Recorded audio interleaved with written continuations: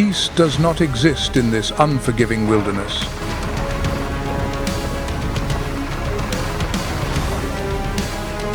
Every heartbeat is a gamble with death.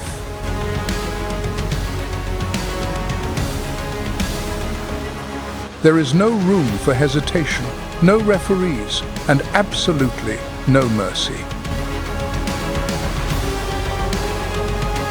A split second decides it all, ultimate glory or a violent death.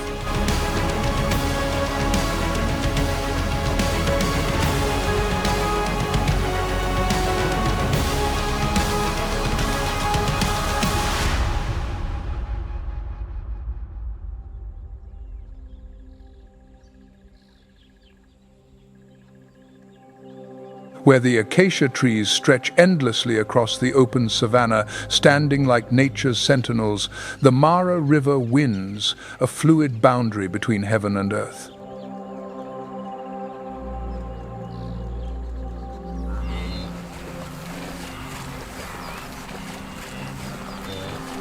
The Masai Mara, a grand stage for one of Africa's most extraordinary survival plays.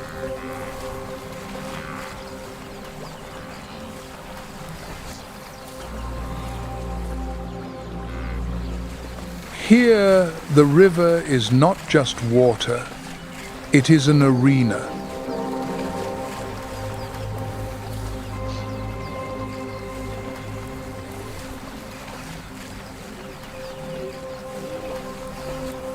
Welcome to the Masai Mara, where the secrets of Africa's most ferocious hunters are revealed.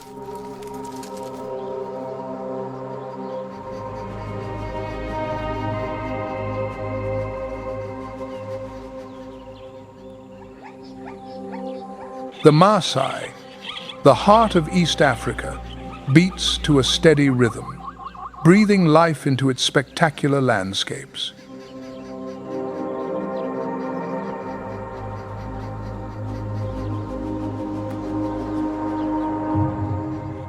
In this wilderness, towering termite mounds rise like ancient fortresses. Standing amidst the grasslands,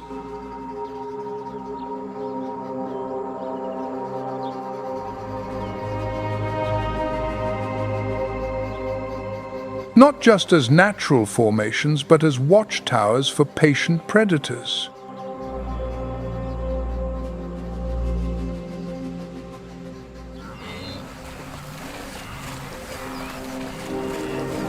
The Mara River cuts through the plains like a deep scar, dividing the wilderness into two contrasting worlds.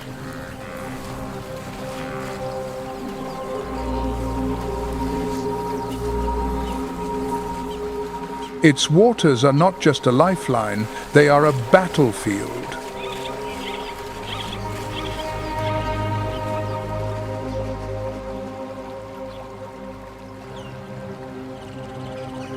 Beneath its murky surface, the Nile crocodile awaits. A silent assassin, honed by time, with a relentless grip and a strike as swift as fate.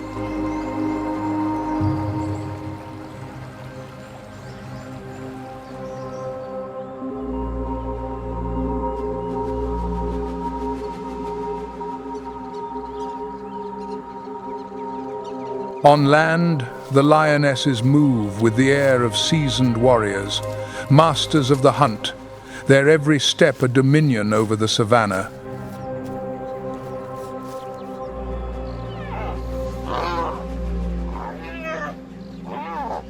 Facing them, the spotted hyenas gather in ruthless clans, both relentless hunters and nature's cleanup crew.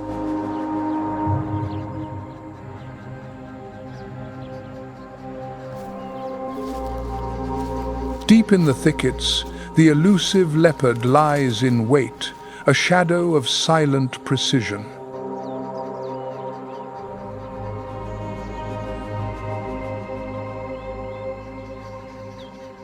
Its ambush is executed with a lethal grace.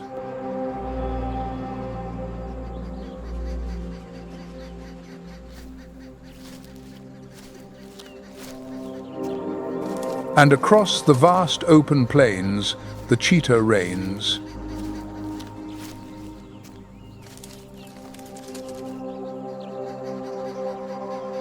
Its legendary speed turns every chase into an uncompromising pursuit.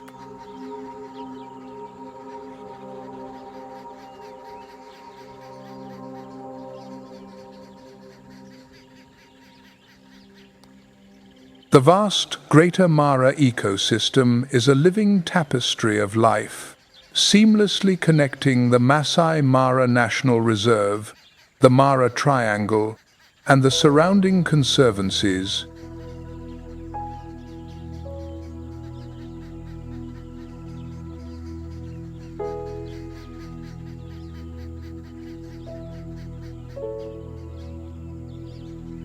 This region, with an elevation ranging from 4,900 to over 7,100 feet, has a multi-layered landscape sculpted by valleys, rivers, and rolling hills.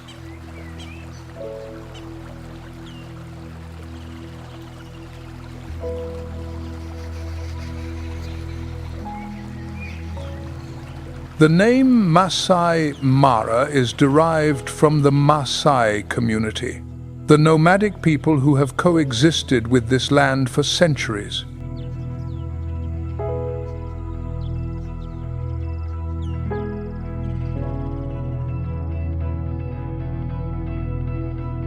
Mara in their language means spotted.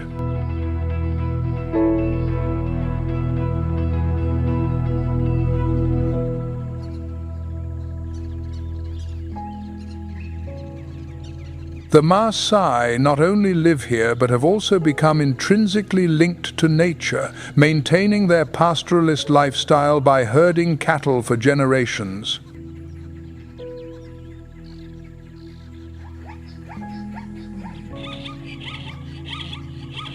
The Masai Mara is home to over 95 mammal species and 570 bird species.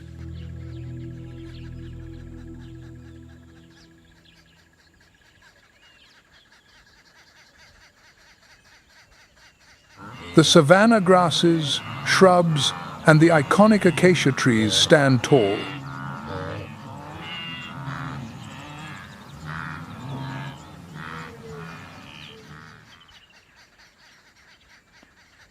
But the Masai Mara is more than just a beautiful landscape.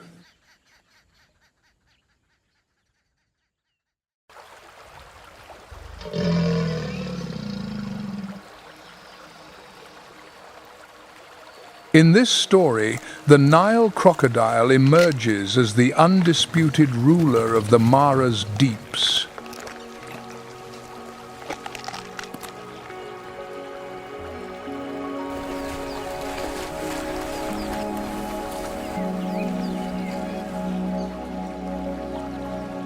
This colossal predator is a legend in the wildlife world, capable of reaching lengths of up to 20 feet and weighing over 2,200 pounds.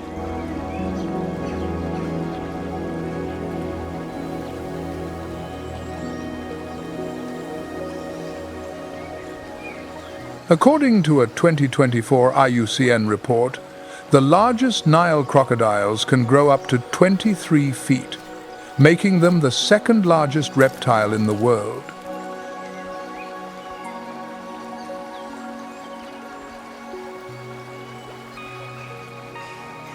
Each hunt is a masterclass in patience and unparalleled power.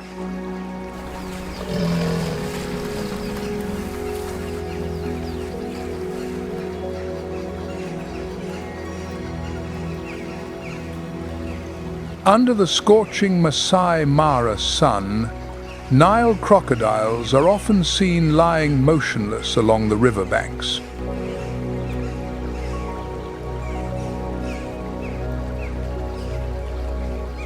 From 9 a.m. to 4 p.m., they bask, absorbing the sunlight to regulate their body temperature.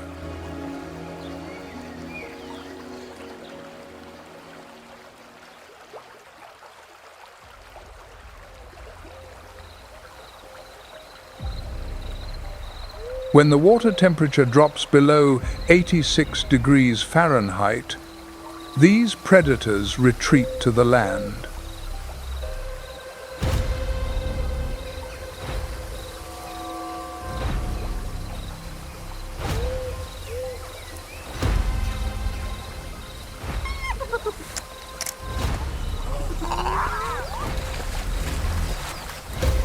At night, as darkness envelops the Mara River, the Nile crocodile awakens.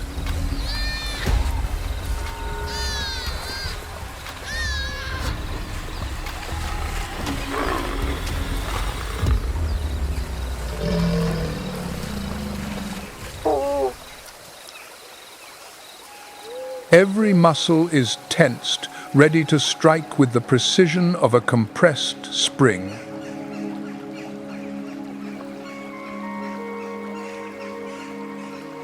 In the dry season, when food is scarce, the Nile crocodile conserves energy by lying motionless in the sun.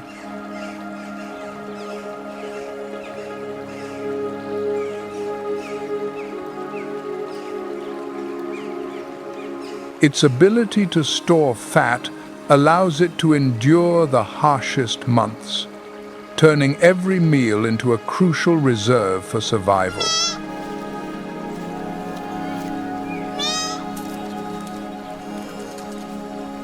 The Nile crocodile reigns as the apex predator of its habitat, dominating its territory with few rivals.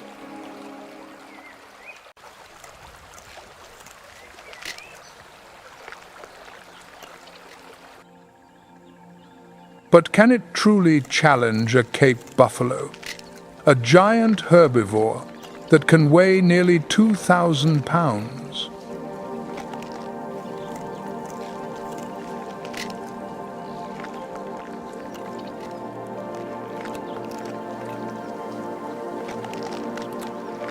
These formidable creatures move in herds, approaching the Mara River with a stately presence, their sharp, curved horns glittering in the sun.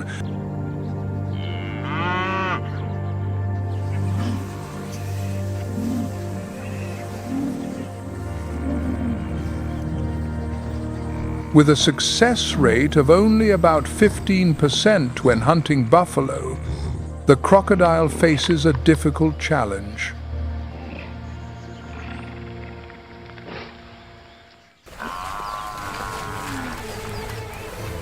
They often target the young or the old, weak buffalo that have strayed from the herd.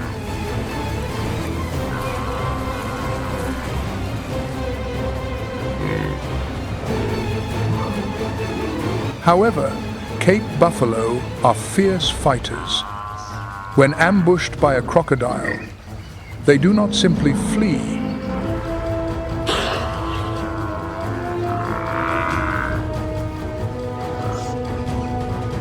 They turn back and confront their attacker.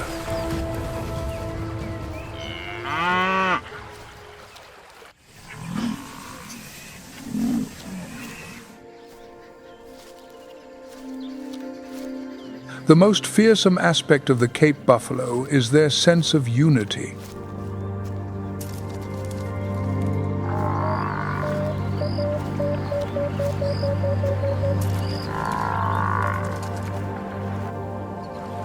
If one member of the herd is attacked, the entire group often turns back to counterattack.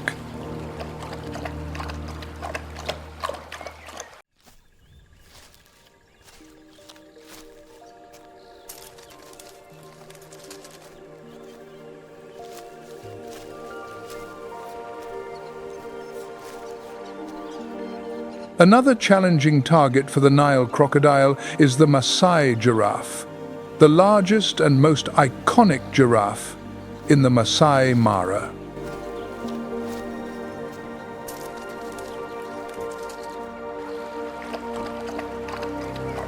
These giraffes are also the tallest in the world, reaching an average height of 18 to 20 feet.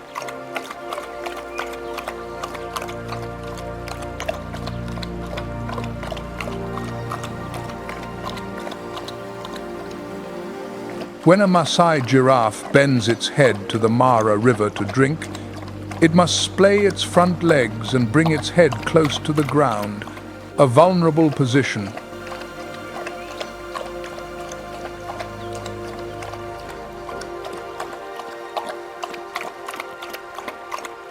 Therefore, Masai giraffes are always vigilant, lowering their heads to drink for only short moments, often 15 to 30 seconds to minimize the risk.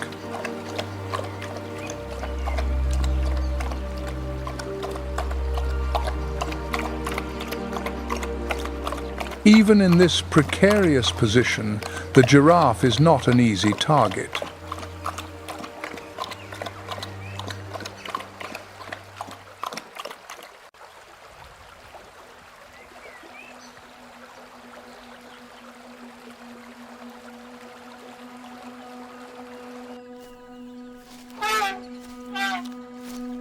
The Mara River, the lifeblood of the Masai Mara, is also home to one of Africa's most iconic giants, the African bush elephant.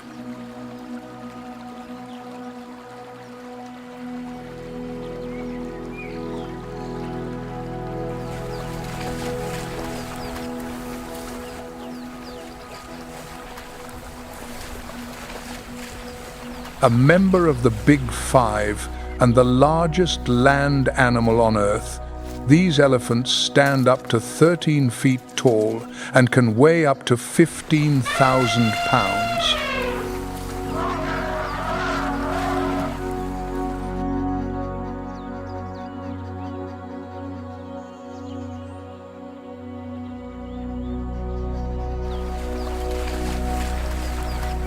According to a 2023 study published in the Journal of Wildlife Ecology, these elephants can learn and remember migration routes and recognize individual herd members.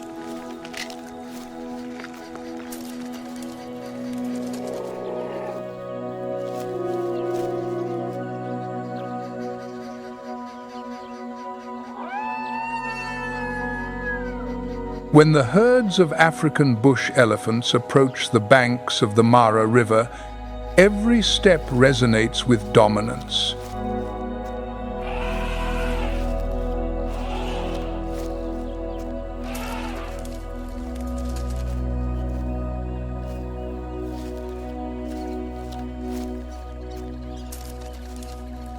These giants take over the shallows, where the Nile crocodiles have been waiting in hunger for months.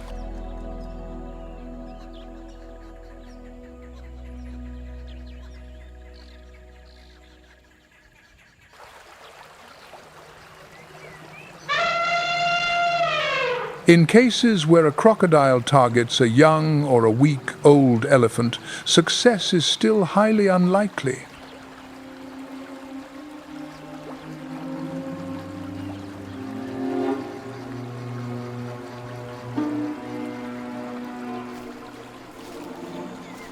That's when the protective circle formed by the adult elephants becomes an impenetrable barrier.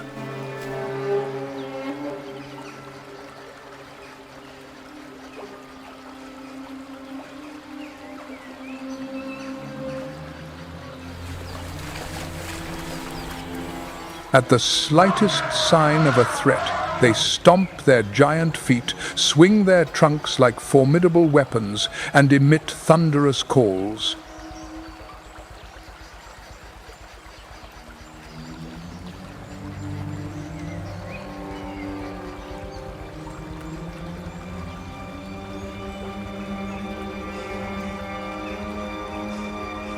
Thanks to the tight organization of the herd and a powerful protective instinct, the success rate of crocodile attacks on elephant calves in the Mara River is less than 10%.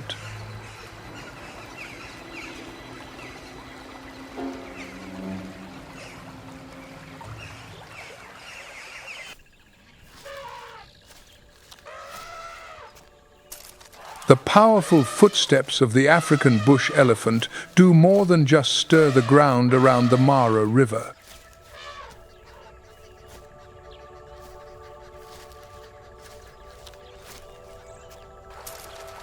They reshape the landscape itself.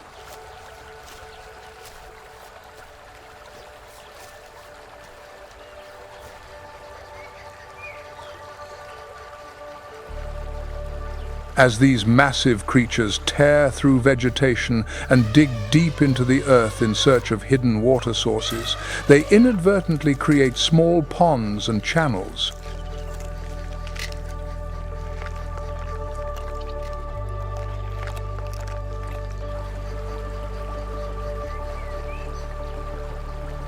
According to a 2024 study by the African Ecological Research Center, the water bodies created by elephants are ideal breeding grounds for Nile crocodiles.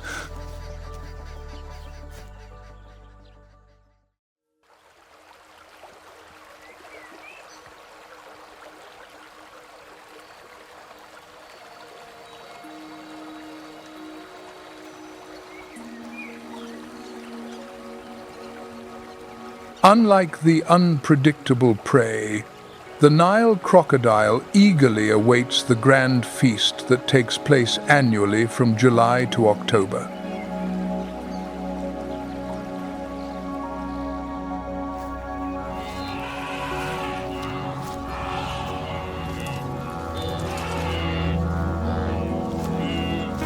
During this period, the Mara River transforms into a bustling corridor for the Great Migration.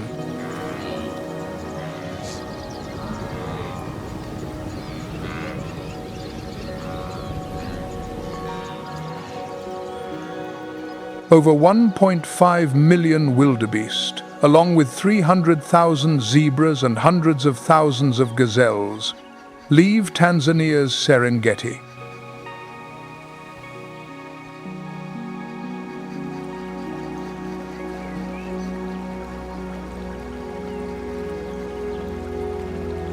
As seasoned predators, the Nile crocodiles lie in wait, hidden beneath the water's surface as the great herds gather anxiously along the riverbanks.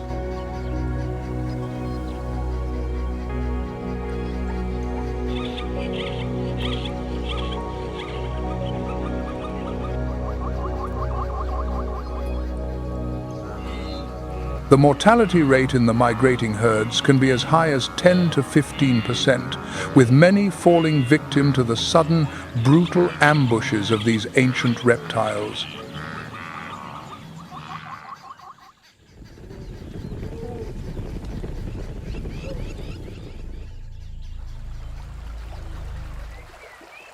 A crocodile's hunting strategy is simple but brutally effective.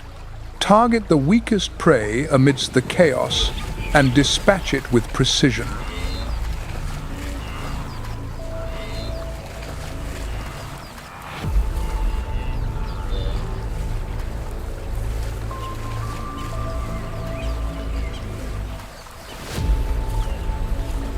Once caught, the victim suffers the legendary death roll. A violent maneuver where the crocodile spins its entire body in the water like a powerful vortex.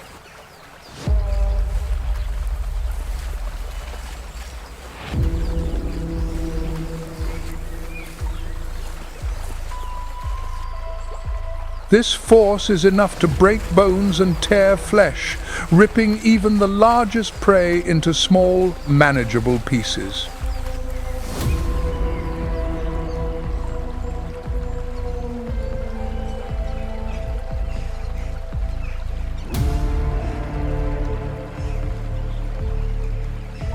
Although they are solitary hunters, the Nile crocodiles of the Masai Mara display remarkable cooperation when the situation demands it.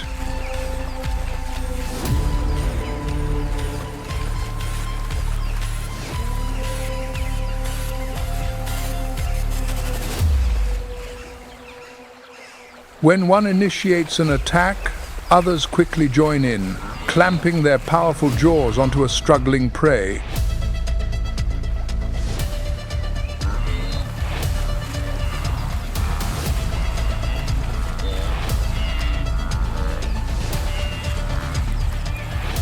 With each meal, a crocodile can consume up to 48 pounds of meat, storing enough energy to endure the lean months ahead.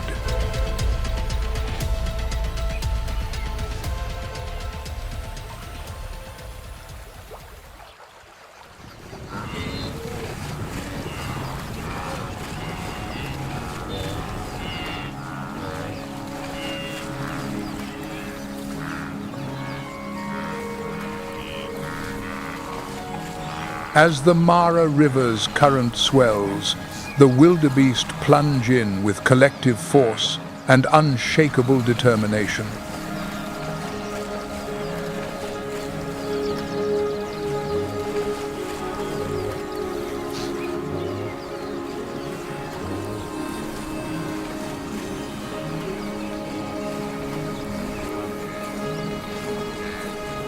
Once a crossing point is identified, the entire herd surges forward like a relentless wave.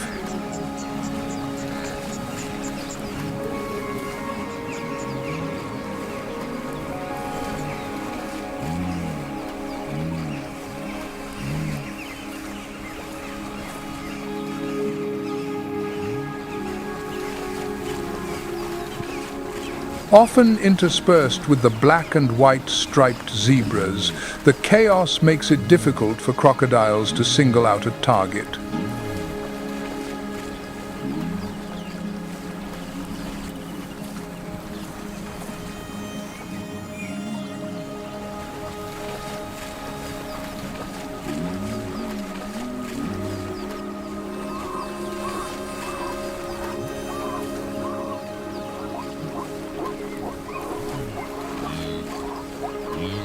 Wildebeest also communicate through warning calls, alerting the entire herd to impending danger and enhancing their collective survival.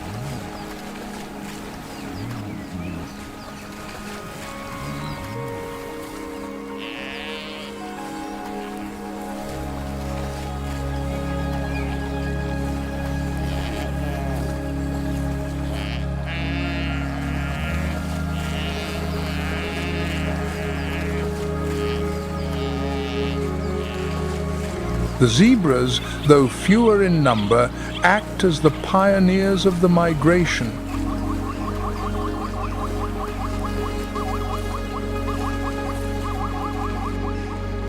They understand that the Mara River is a deadly arena dominated by lurking crocodiles.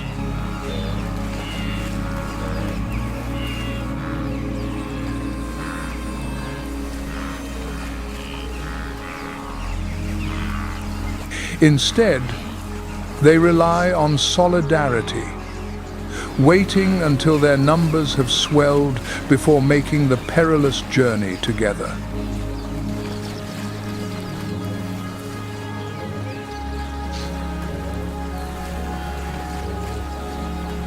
This collective approach forms a moving wall of bodies, reducing the chance of any single zebra being targeted.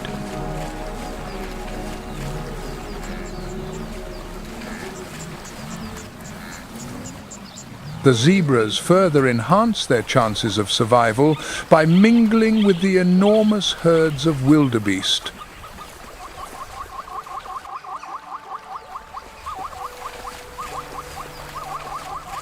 When both species plunge into the river together, they create a massive, surging force.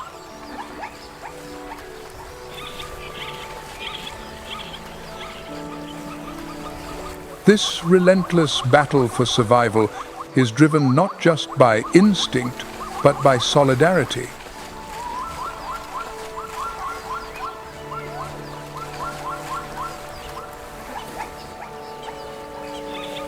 When faced with danger, the zebras become the warriors of the migration, pushing forward through the perilous waters of the Mara.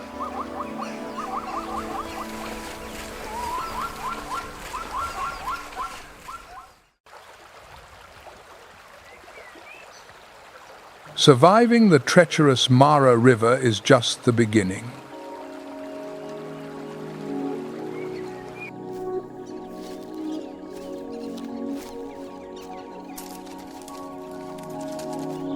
In the harsh and unforgiving ecosystem of the Mara, other giants are lurking, ready to strike any unsuspecting prey.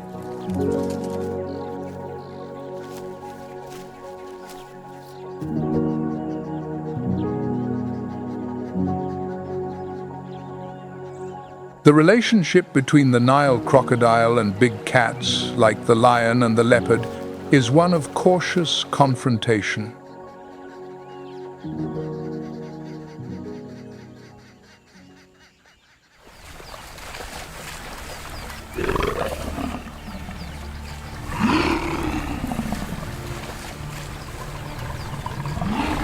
When food is scarce, both are willing to steal from each other.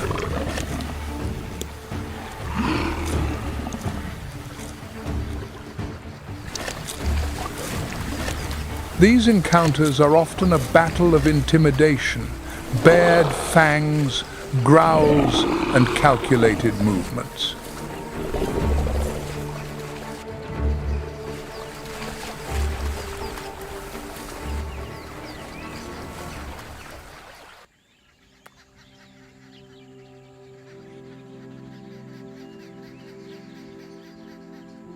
The lion, the king of the savannah, reigns as the apex predator on land.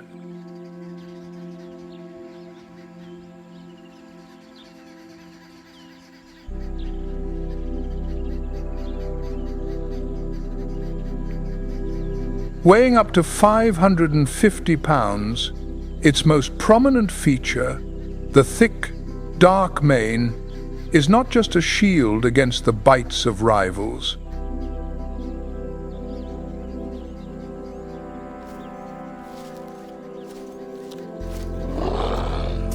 A lion pride is not just a group of animals.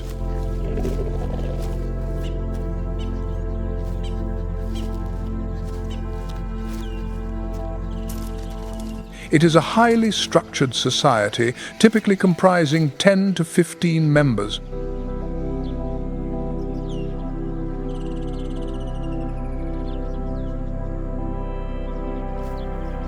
The lionesses, slender yet powerful, are the primary hunters, working together with remarkable precision to bring down prey.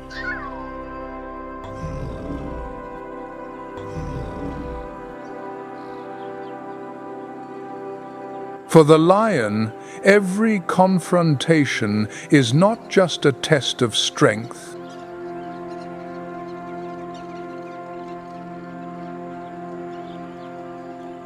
It is a display of pride, resilience, and the will to survive.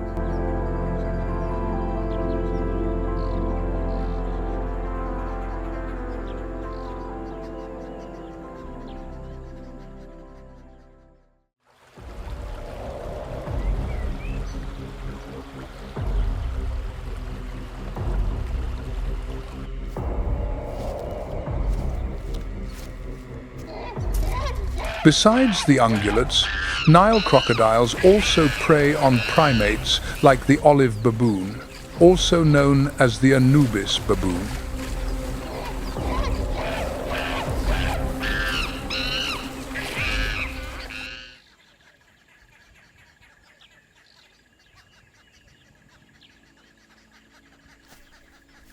These baboons live in complex groups called harems, which can number over 150 individuals, functioning as small societies with tight-knit structures.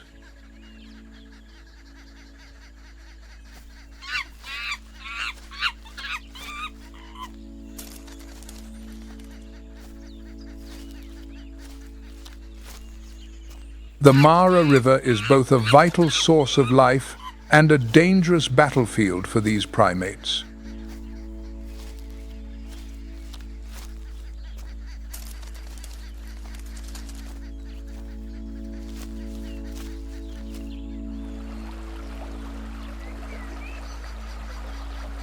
When the baboon troop approaches the water's edge, they remain highly vigilant.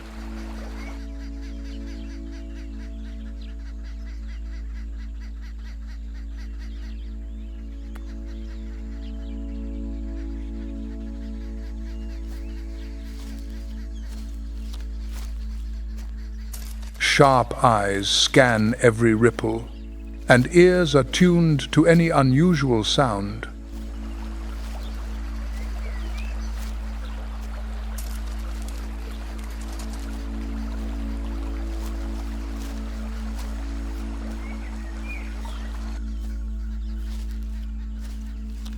When threatened, the olive baboon emits a loud bark that echoes along the riverbanks.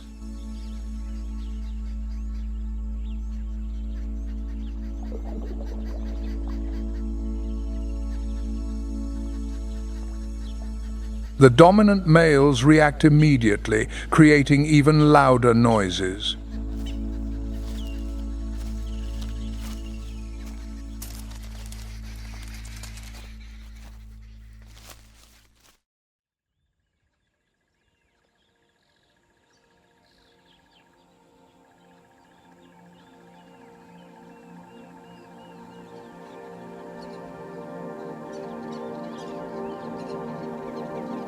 Dawn on the African savanna is a spectacular sight, awakening the landscape in a symphony of colors and sounds.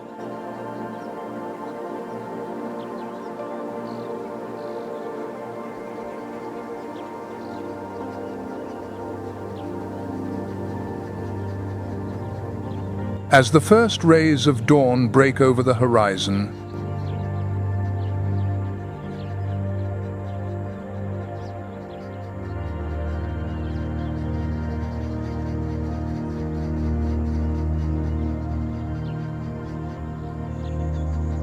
the sky transforms into a stunning palette of orange, pink, and purple, casting a warm glow over the vast grasslands.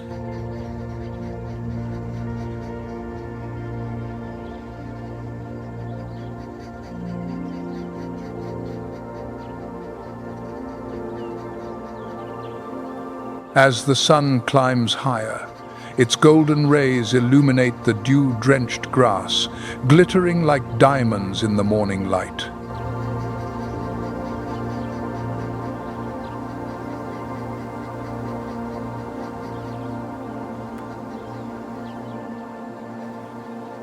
The shadows of the acacia trees stand tall on the horizon,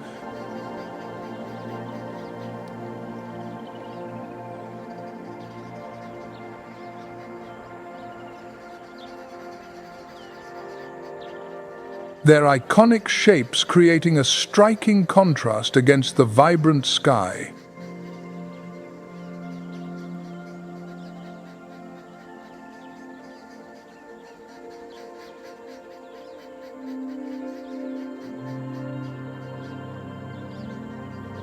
For many, dawn on the African savanna is not just a visual feast, but a reminder of the interconnectedness of life, the beauty of nature.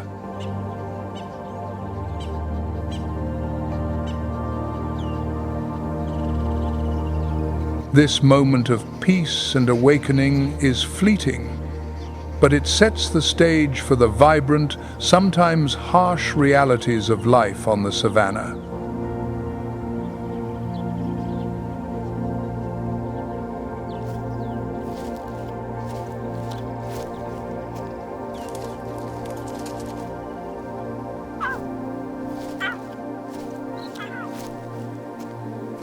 The lion, often called the king of the savanna,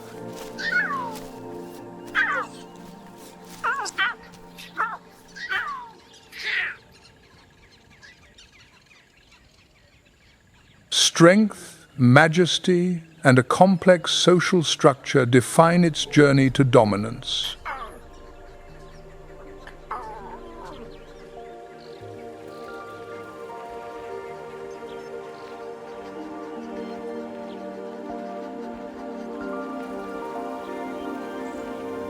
The lion's journey begins at birth, where the cubs enter a world that is both nurturing and dangerous.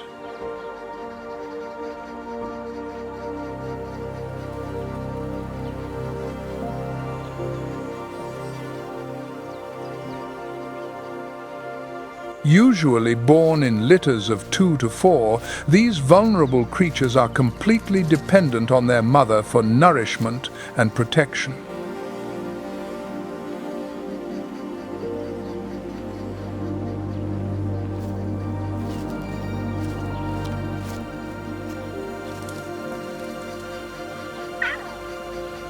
The lioness, as the primary caregiver, imparts essential survival skills to her young.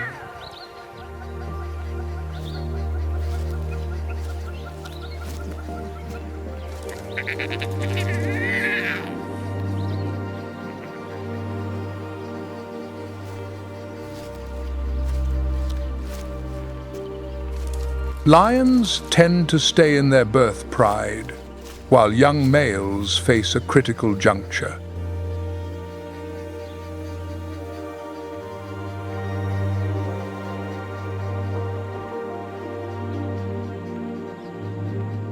Typically, at the age of 2 to 3, the males are driven out by the dominant males, prompting a quest for independence.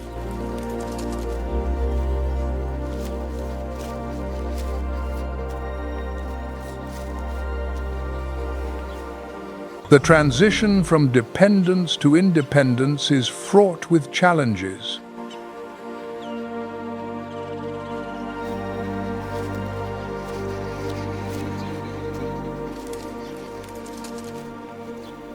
After leaving the pride, the young males begin a nomadic journey that can last several years.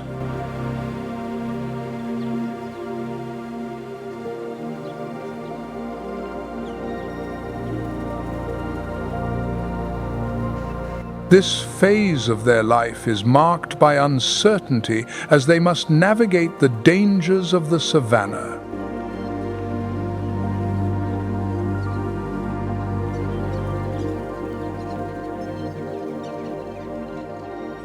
The pinnacle of a male lion's journey often occurs when he successfully defeats the resident males of a pride, allowing him to claim it as his own.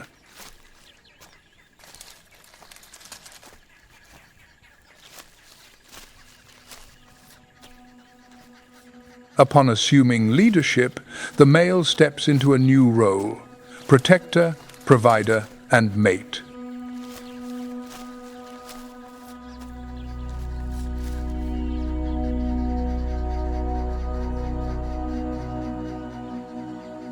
He must defend the pride against challengers and establish dominance over his territory.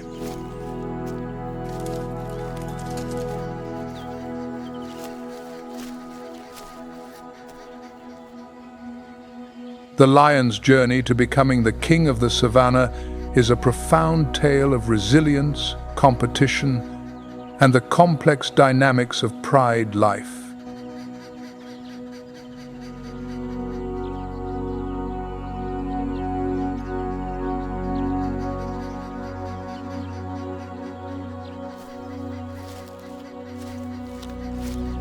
As apex predators, lions not only symbolize power and majesty, but also embody the intricacies of social structures in the animal kingdom.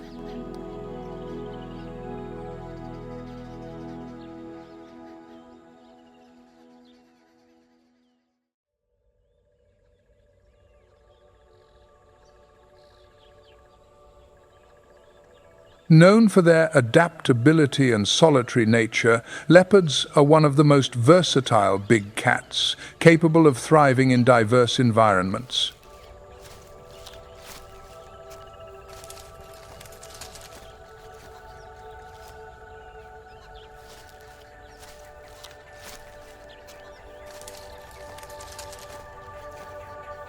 During the dry season in the Kalahari, these majestic cats face unique challenges.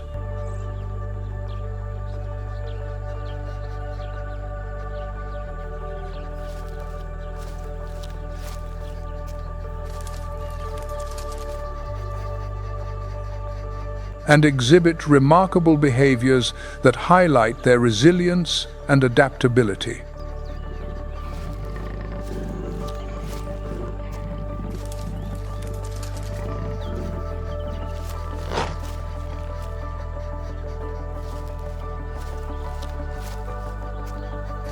Hunting is a crucial aspect of a leopard's life, and during the dry season, the availability and behavior of prey species dictate their hunting strategies.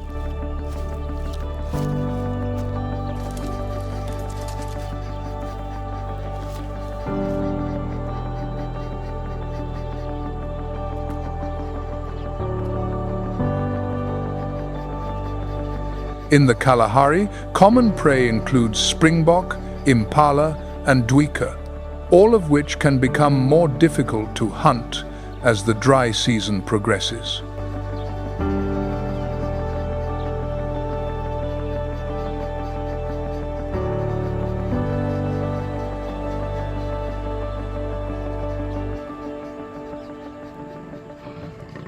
As water sources become scarce, herbivores tend to congregate around the few remaining water holes, making them more accessible to leopards.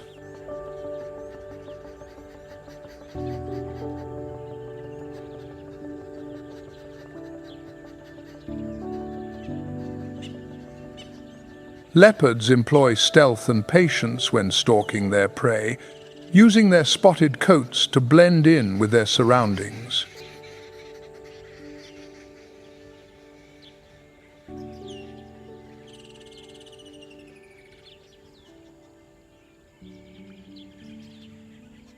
Their exceptional climbing abilities also allow them to ambush prey from trees, a strategy that can be particularly effective during the dry season.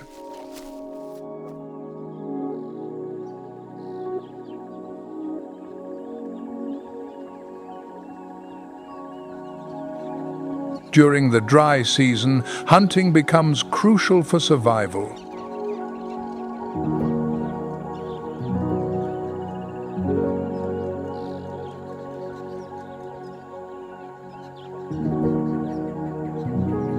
Leopards tend to hunt more frequently during the cooler parts of the day or at night.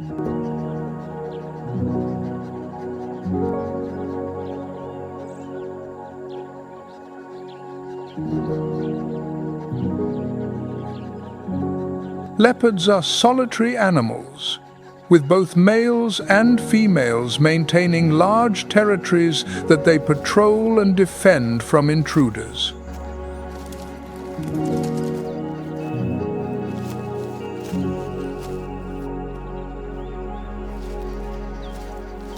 During the dry season, territorial marking becomes increasingly important as competition for resources intensifies.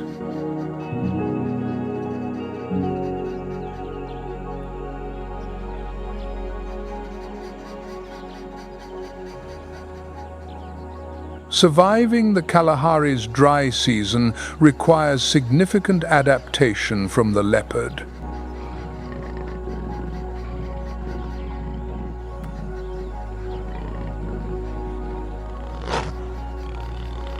Their physiology is well suited for a life of stealth and ambush.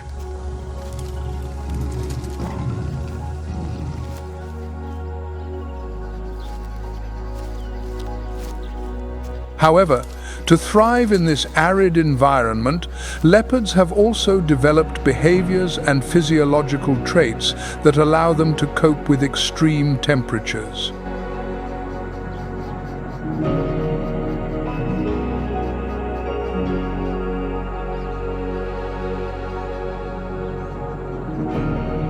Leopards possess excellent climbing abilities, often retreating to trees, where they can escape danger and store their kills from other predators.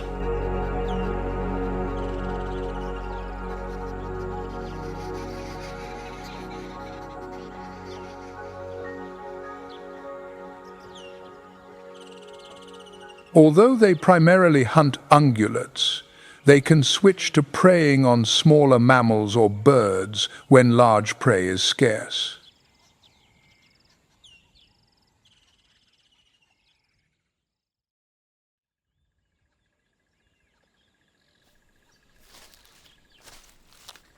Leopards play a crucial role in the Kalahari ecosystem as apex predators.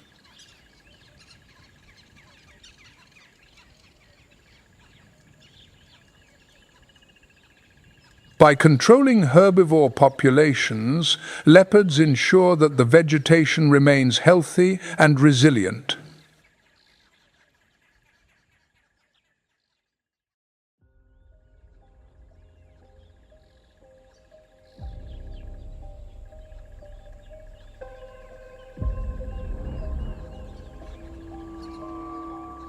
The Kalahari Desert, often characterized by its vast, arid landscapes and seasonal changes,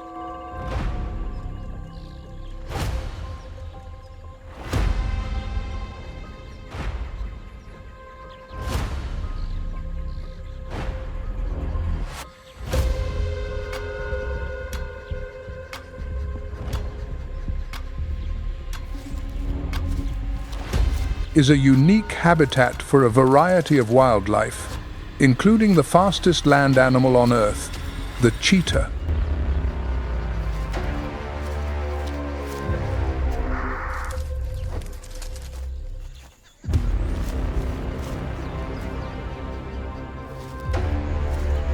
Hunting is a critical aspect of a cheetah's life, and during the dry season, the availability and behavior of prey become especially important.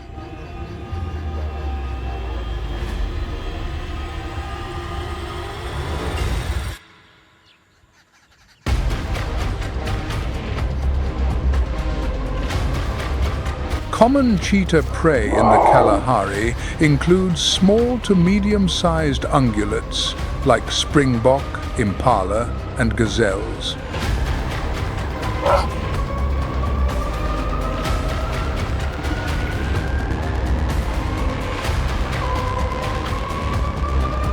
Cheetahs are renowned for their incredible speed, capable of reaching up to 60 miles per hour in short bursts.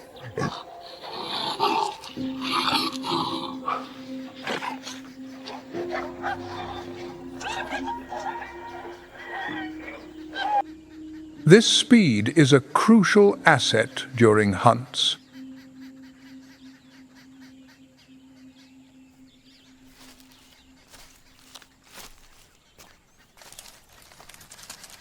During the dry season, cheetahs often rely on their keen eyesight to spot potential prey from a distance.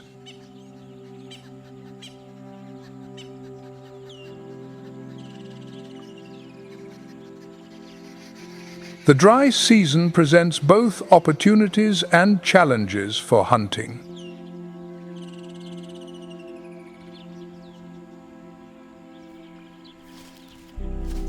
With sparse vegetation, herbivores are more visible.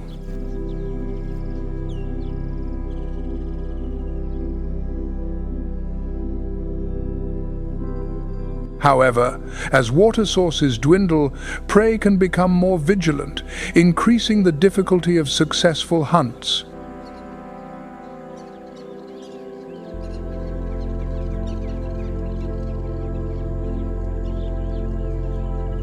The cheetah's unique hunting style, which involves a combination of sprinting and sharp turns, allows it to outmaneuver prey that relies on endurance rather than speed.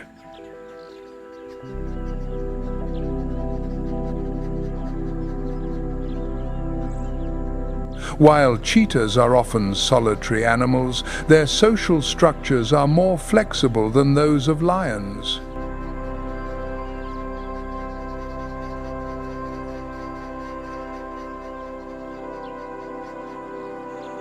Female cheetahs typically raise their cubs alone, teaching them essential hunting skills and survival techniques.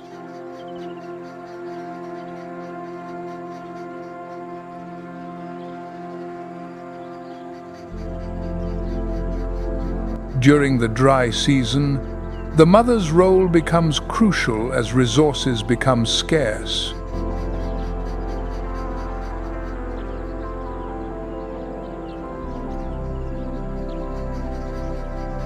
On the other hand, male cheetahs may form small groups called coalitions, often consisting of brothers.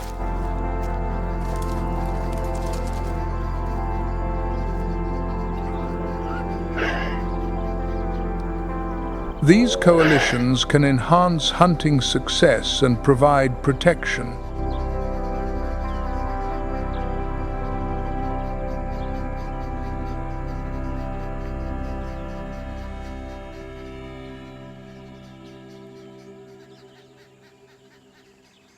Surviving the Kalahari's dry season requires cheetahs to exhibit remarkable adaptations to cope with extreme temperatures and limited water.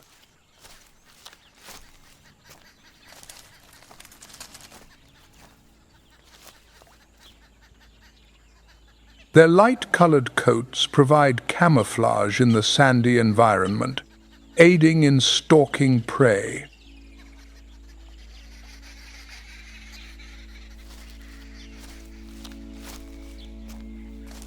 Furthermore, cheetahs have large nasal passages and lungs that allow for efficient oxygen intake.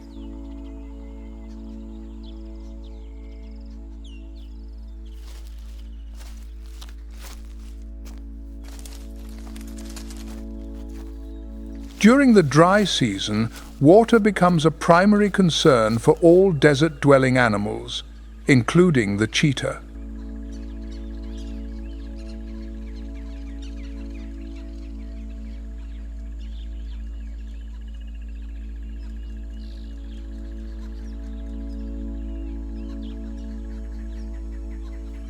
Cheetahs are highly adaptable and can survive for long periods without drinking water directly, obtaining the necessary moisture from their prey.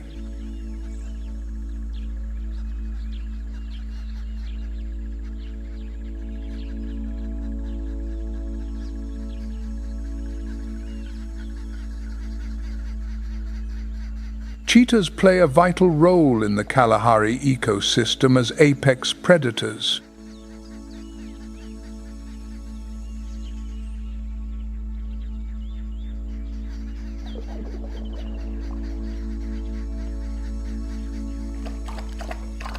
Their hunting activities help regulate prey populations, preventing overgrazing and promoting biodiversity.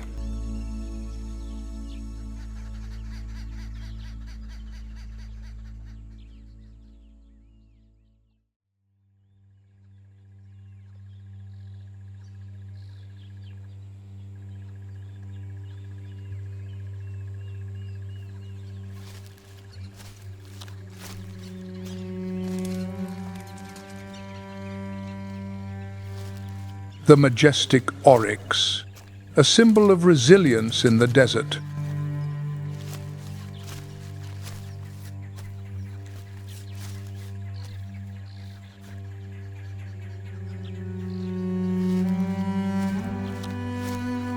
In the arid lands of Namibia, where the sun beats down relentlessly and the earth is painted in hues of ochre and gold,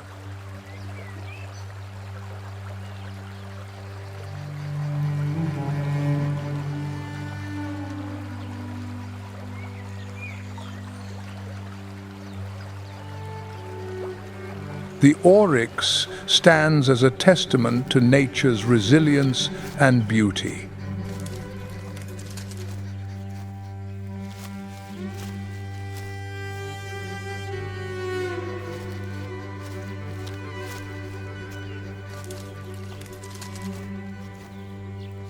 The oryx, particularly the desert oryx, is a majestic creature characterized by its long, straight horns that can reach lengths of up to 35 inches.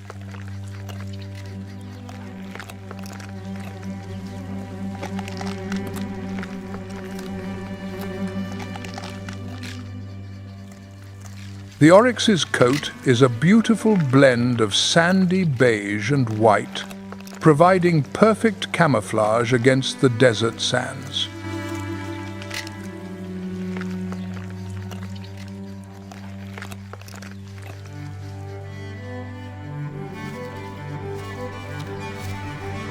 Standing about 4 feet tall at the shoulder, the oryx's muscular build is designed for endurance.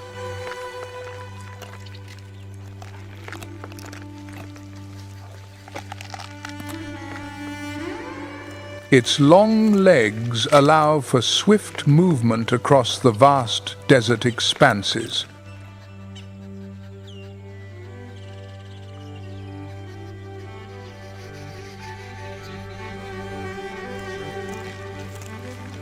The oryx primarily inhabits the Namib Desert along with semi-arid regions and sparse grasslands.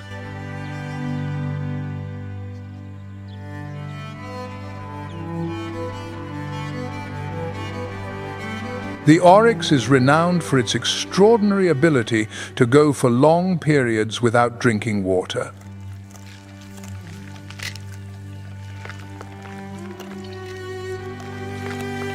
They derive moisture from the vegetation they consume, such as grasses, leaves, and succulents.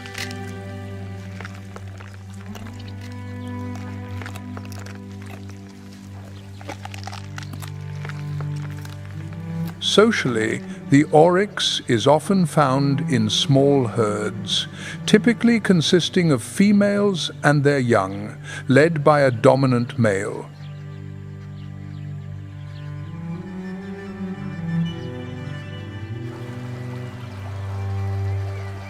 The oryx stands as a majestic symbol of resilience, embodying the harsh beauty of the Namib Desert.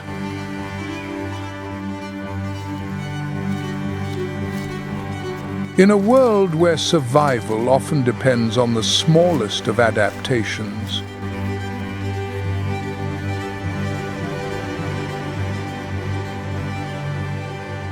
the oryx teaches us about the incredible capacity of life to endure, thrive, and inspire in the face of adversity.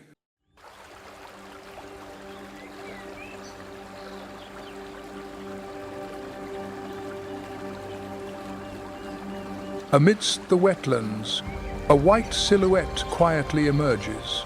It is the African spoonbill.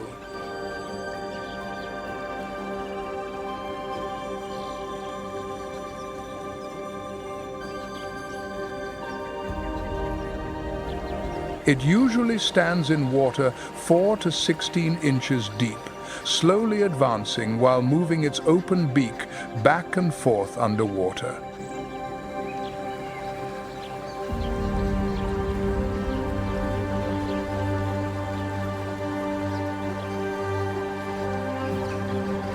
When it senses any movement, its beak snaps shut instantly, clamping down on the prey.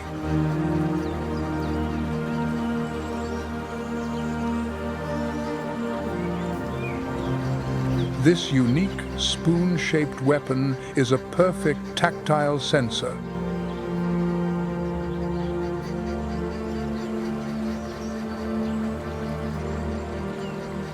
It does not need to see its prey in the murky water. It feels them.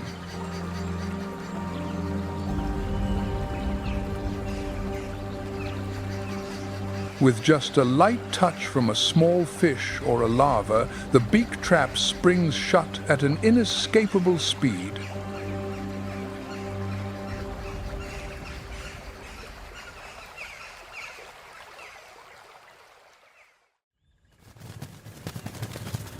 Beneath its captivating beauty, the Masai Mara is facing deep fractures in its ecosystem.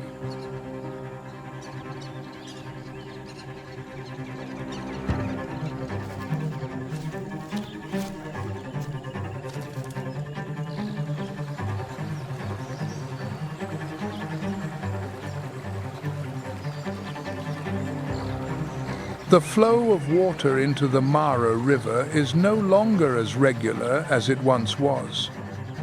The climate is becoming increasingly unpredictable.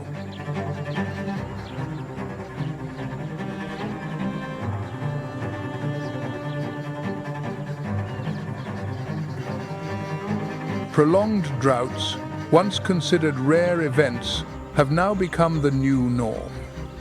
The grasslands are no longer green enough to sustain hundreds of thousands of animals.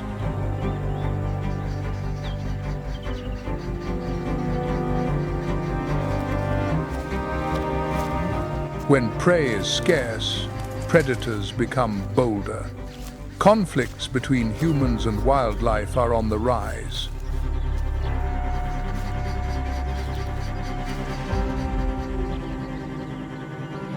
Alarmingly, long-term studies have shown a serious decline in some iconic populations.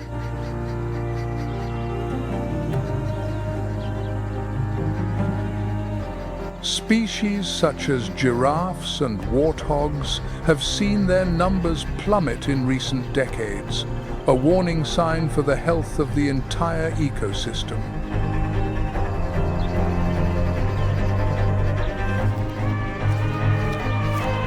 Elephants are also threatened by poaching.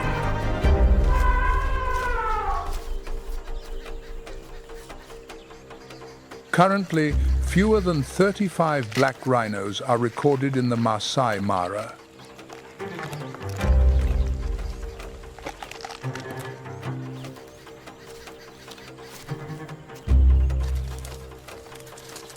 Meanwhile, the pressure from tourism is constantly increasing.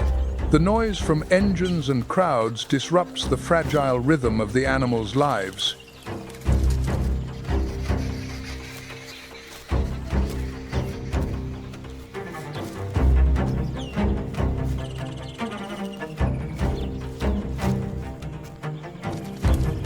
Amidst these silent challenges, new seeds of life continue to be nurtured, discreetly but persistently.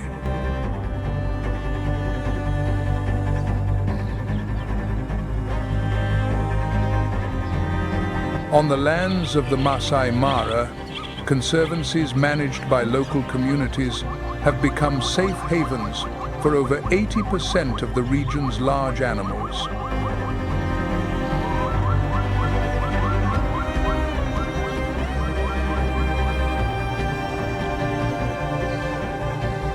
GPS collars on elephants and lions record every movement, helping organizations like the Mara Elephant Project better understand the threats they face.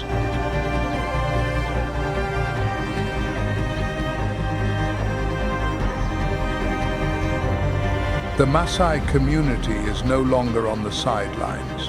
Land lease agreements with the conservancies generate sustainable income. Ecotourism is strictly controlled, ensuring that wildlife is observed without being disturbed.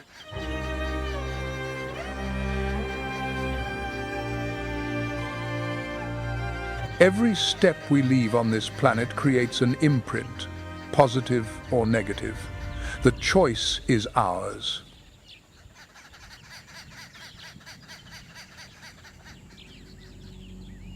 Protecting the Masai Mara is protecting our own future.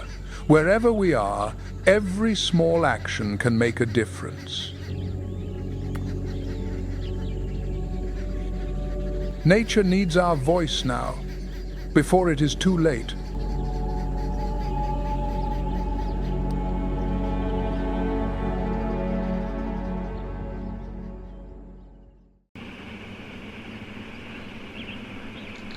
Beneath the vast skies of southern Florida, a silent battle for survival unfolds each day. The blue eyes of a Florida panther track a white-tailed deer. The big cat glides among the mangrove trees like a stealthy phantom, waiting for the perfect moment to ambush its prey. Each step it takes is also a step against the encroachment of urbanization, as today only just over 100 individuals remain in the wild.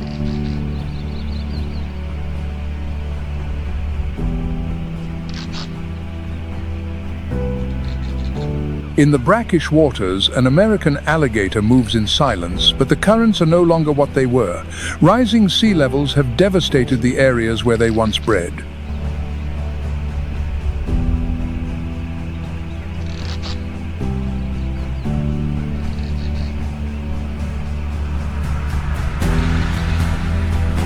The Everglades, A land that gives life to an extraordinary biodiversity is also a battlefield where precious creatures face the most brutal changes of the natural world.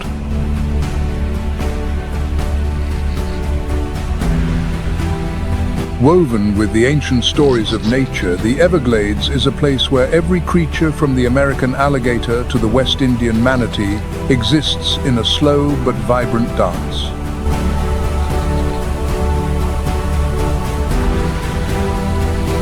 Everglades National Park is one of the most unique ecosystems in the world.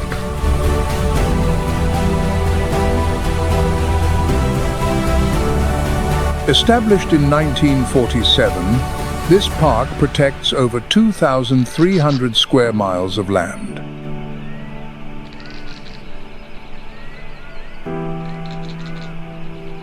The Everglades is the largest tropical wilderness in the United States and also the largest wilderness of any kind east of the Mississippi River.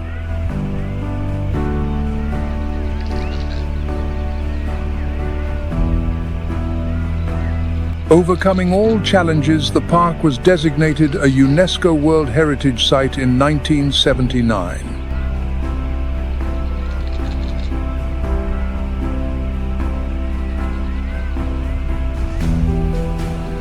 Its waters, like the arteries of the earth, were recognized by the Ramsar Convention as a wetland of international importance in 1987.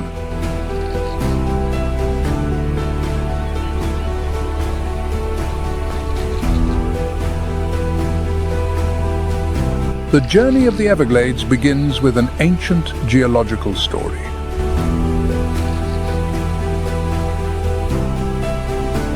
It is a vast land lying on a bed of Miami limestone formed millions of years ago during the Pleistocene.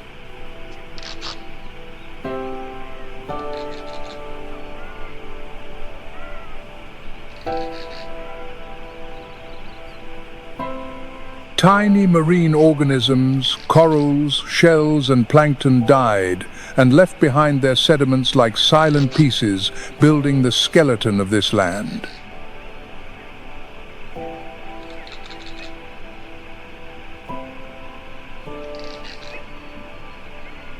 Unlike most national parks that protect geographic formations, Everglades National Park was created with a single mission: to preserve a fragile ecosystem.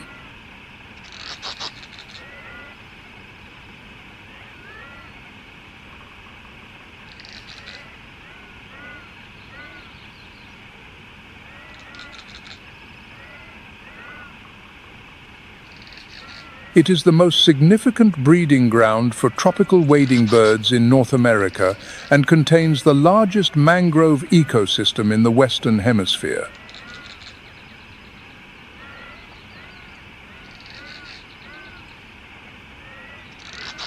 The park is home to 36 threatened or protected species, including the Florida panther, the American crocodile, and the West Indian manatee.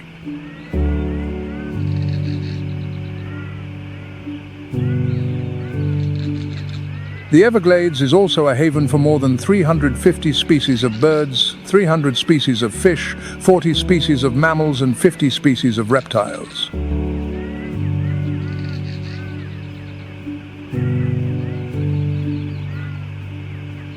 The freshwater sloughs and marl prairies, two of the 9 recognized ecosystems in the Everglades, silently weave their own rhythm of life.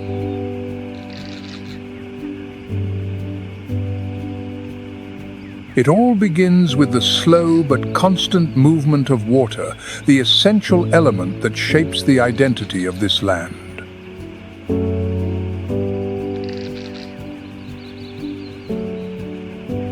In the freshwater sloughs, water flows gently from Lake Okeechobee southward at a rate of only a quarter of a mile per day.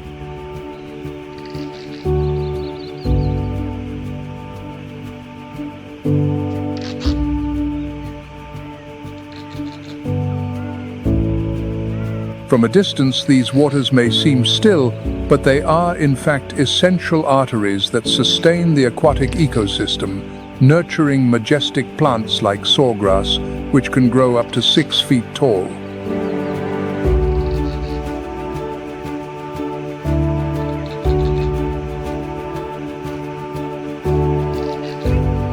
Conversely, the marl prairies tell a different story. These grasslands are seasonally flooded. Water seeps through the marl, creating a thin layer of water that lasts only a few months of the year.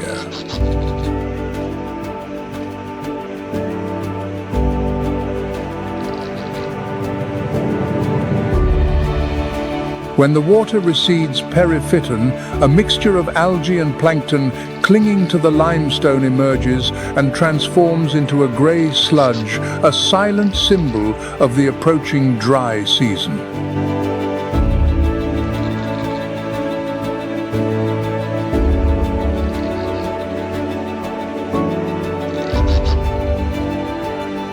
Both of these ecosystems are not just habitats. They also function as true natural reservoirs. They store water during the rainy season and release it gradually during the dry season.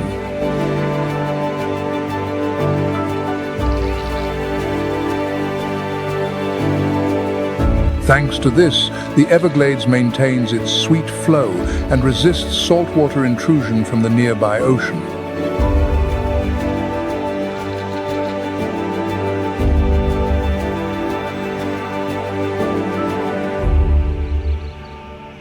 Each slough, each prairie is an indispensable piece of the puzzle sustaining the lives of countless species.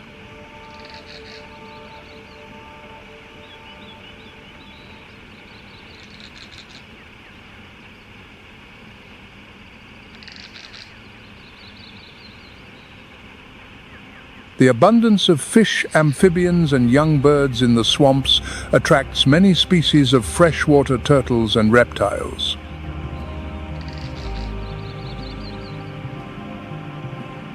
Among them, the American alligator, Alligator mississippiensis, plays a crucial role.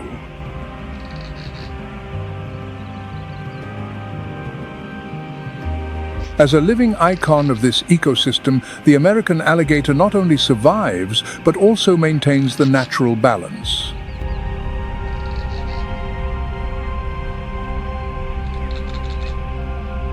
The flooded swamps and marl prairies are essential habitats where the American alligator thrives.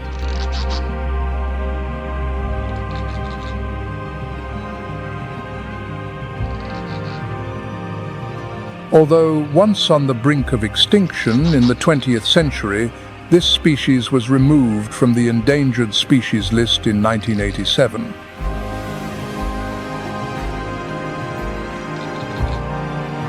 Thanks to active conservation efforts, the American alligator population has increased significantly, being more abundant in the Everglades than anywhere else in Florida.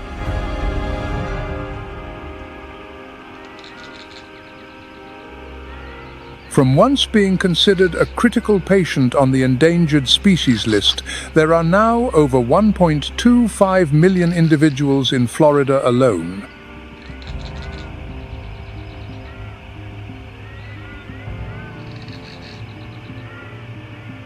Adult male alligators can reach lengths of 13 to 15 feet, while females are smaller, reaching a maximum of 10 feet.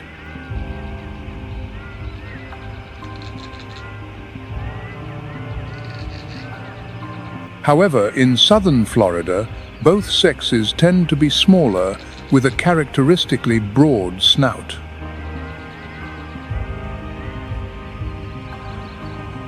The female alligator chooses high ground to build her nest, protecting her eggs from the floods that could destroy them in a matter of hours. The nest can be up to 3.5 feet high and is carefully guarded by the mother throughout the 58 to 63-day incubation period.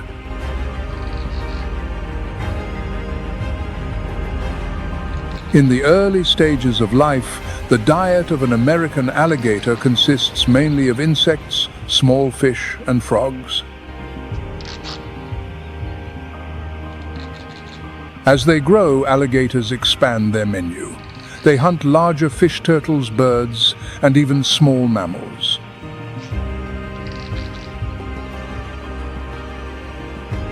They often position themselves on the banks of freshwater sloughs or marl prairies, where they can remain motionless for more than 90% of the time.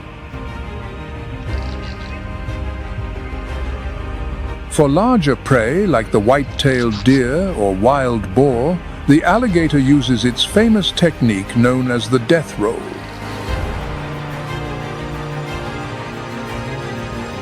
They spin their bodies over and over, tearing apart and completely unbalancing the prey, leaving it no chance of escape.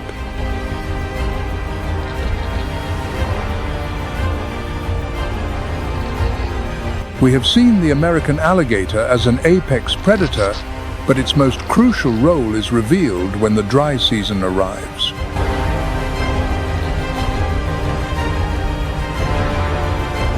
As the water levels in the swamps recede, alligators use their powerful snouts and tails to dig deep holes known as gator holes.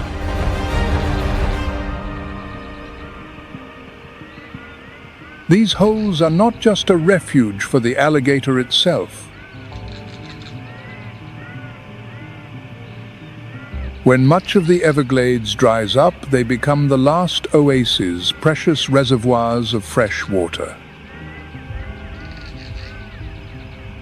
Fish turtles, birds, and even mammals all come here to survive the harsh, dry season.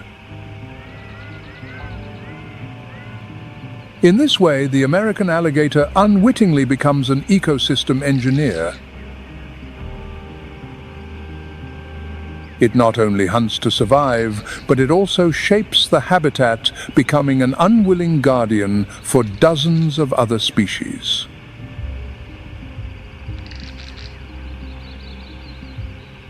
Without these engineers, life in the Everglades would struggle to survive the scorching summer months.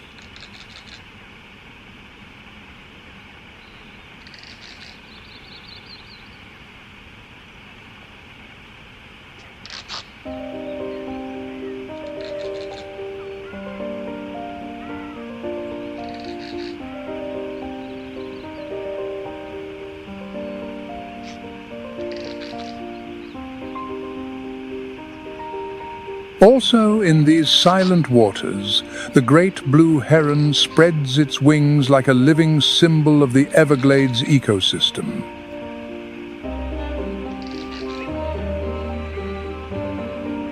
Standing up to 4 feet tall with a wingspan of nearly 7 feet, it is the largest heron in North America.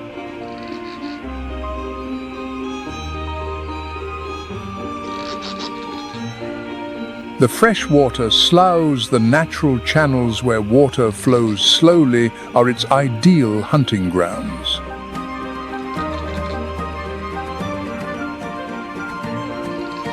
When the rainy season ends and the marl prairies begin to crack from lack of water, the great blue heron moves to the few remaining wetlands where it patiently waits for its prey.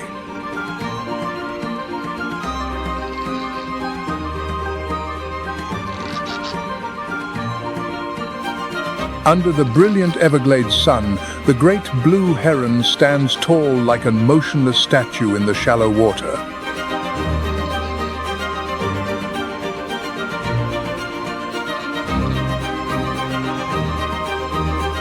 Its long legs and waterproof plumage allow it to move easily through the freshwater sloughs and marl prairies without disturbing the environment.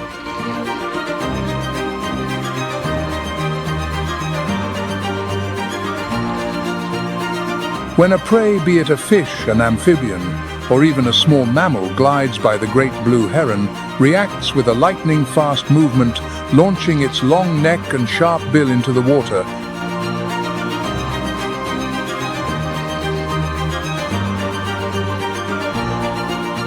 It can catch its prey in just 1/10 of a second from detection, thanks to its extremely fast reflexes and absolute concentration.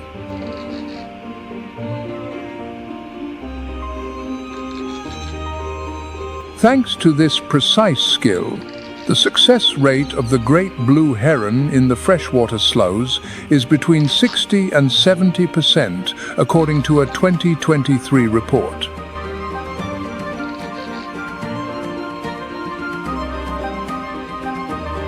Besides its role as a formidable predator, the great blue heron also plays an important part in maintaining ecological balance.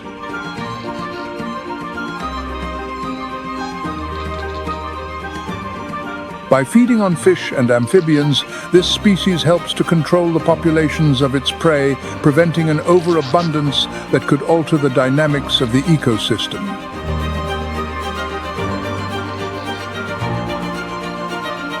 Amidst the arid lands of the Everglades, the Pinelands ecosystem emerges as a vibrant tableau.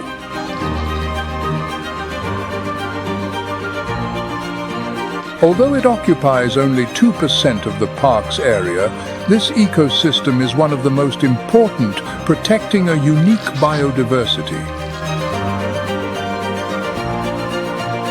The exposed limestone bedrock and extremely thin soil make the Pinelands a real challenge for life.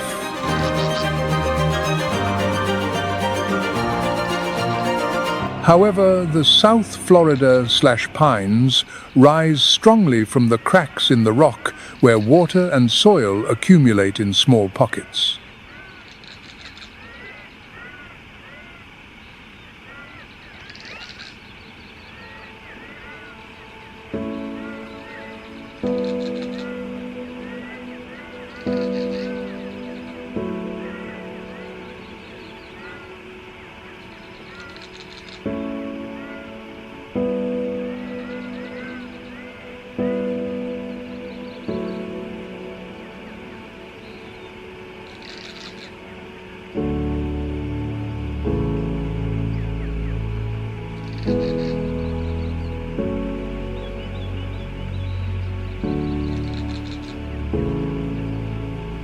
Amidst the dense pine forests and the arid, rocky terrain of the Pinelands ecosystem in the Everglades, the Florida panther moves with an agile body and a sharp gaze.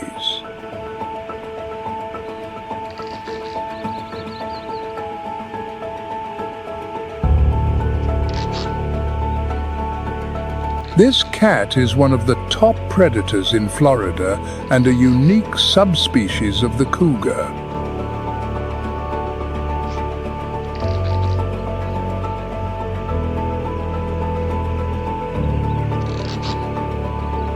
The tall pines and the open spaces between them provide ideal hunting grounds where prey is abundant and easily accessible.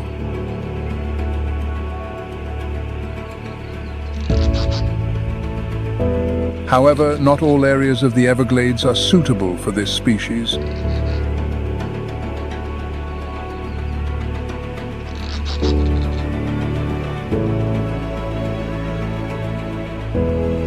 As most of the park is covered by wetlands, the Florida panther population is reduced and mostly confined to higher areas like the Pinelands.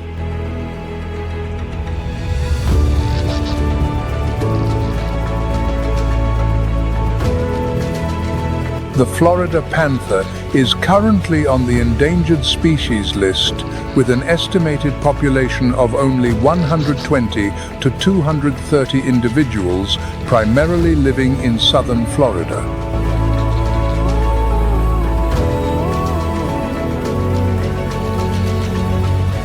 Previously, this species was distributed throughout the southeastern United States, but its current range occupies less than 5% of its original territory.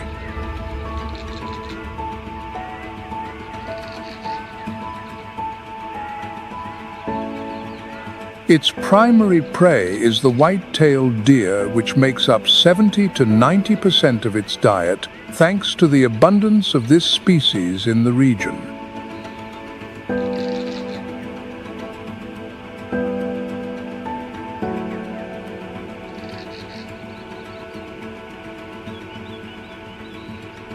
With silent steps and lightning speed, the panther approaches its target stealthily and takes it down with powerful pounces and a fatal bite.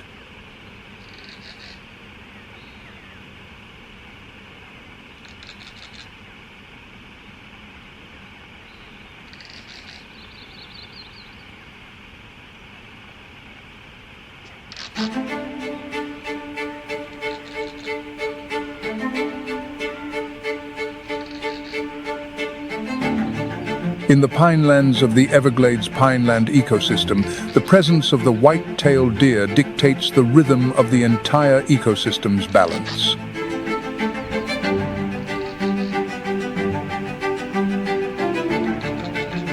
With over 30 million individuals distributed across the United States, this deer is an important part of the Everglades ecological picture.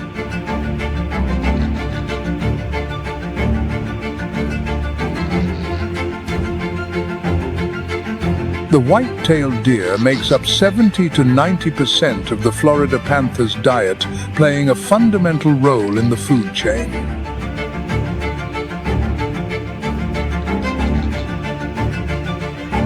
A white-tailed deer consumes from 5 to 7 pounds of food per day.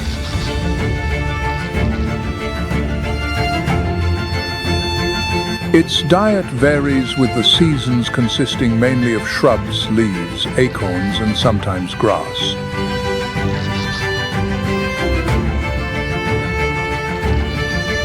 The white-tailed deer has a flexible social structure that changes with the seasons.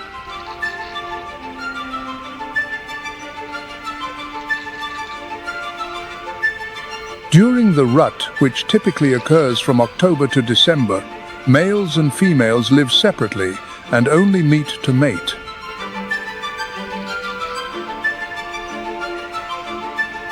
After the breeding season, males are often solitary or in small groups, while females form groups of 3 to 5 individuals with their young.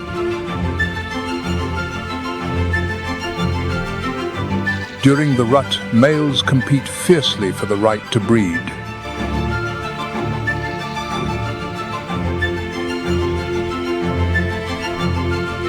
Females tend to choose the strongest males with the largest antlers as mates. Antlers are not just an indicator of good health, but also of competitive ability.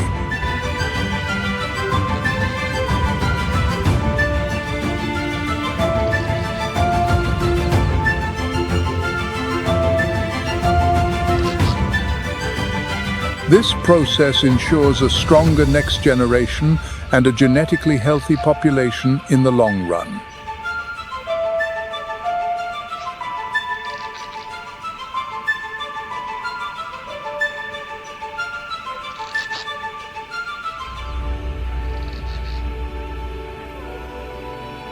The dense pine forests of the Pinelands stretch across the Everglades. From a distance, a steady tapping sound echoes like the heartbeat of the forest.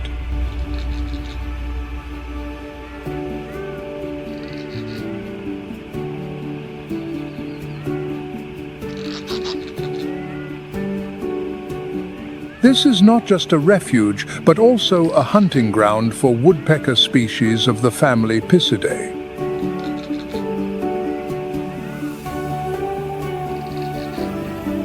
In the Pinelands, the straight, rough trunks of the pine trees become homes and a source of food for woodpeckers.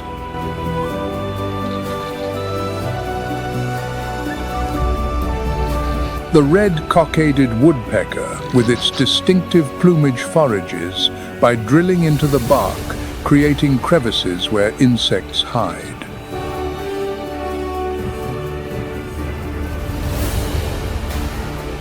The pileated woodpecker, the largest woodpecker in the region, carves deep holes in the tree trunks, leaving behind unmistakable marks.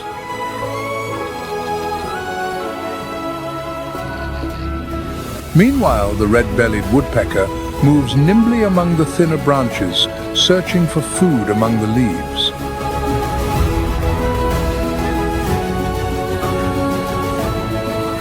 The Pinelands ecosystem provides not only food, but also essential spaces for woodpeckers to build their nests.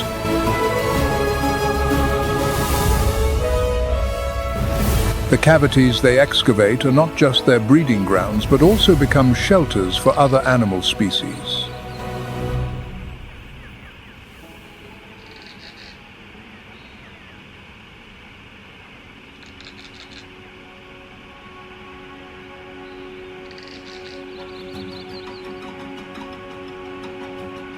Under the clear skies of the Everglades, the northern mockingbird stands out with its elegant and vibrant appearance.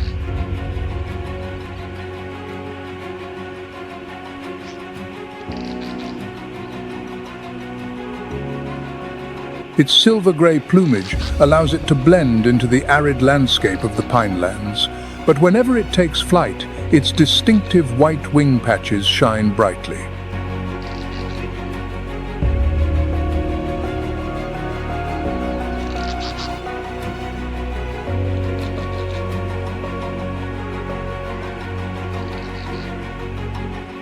With a wingspan of 12 to 15 inches and a weight of about 1.5 to 2 ounces, this bird has a small but extremely agile body.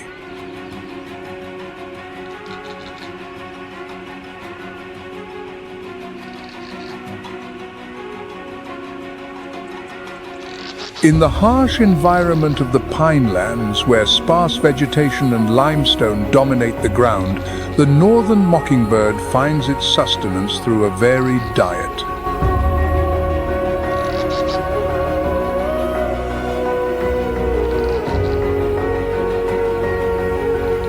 The small insects hidden under the bark and the berries hanging among the branches are its source of energy to survive the harshest dry seasons.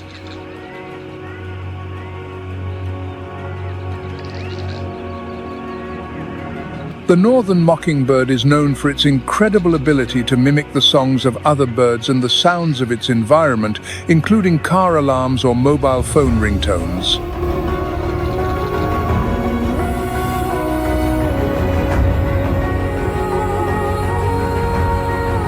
It is believed that this ability plays a fundamental role in establishing and defending territory, as well as in attracting mates.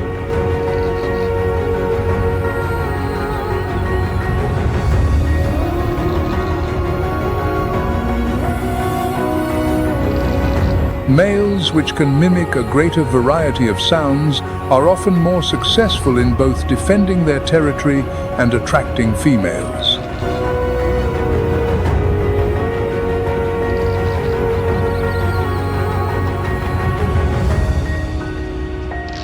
The mechanism behind this ability is based on the mockingbird's capacity to learn and remember sounds over long periods.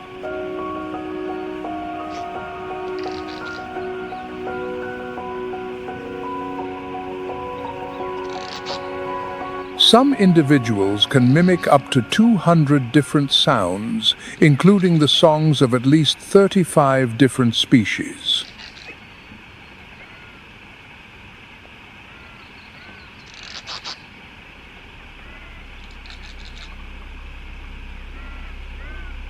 Beneath the canopy of the pine trees, the common starling often appears like a vibrant flash of light.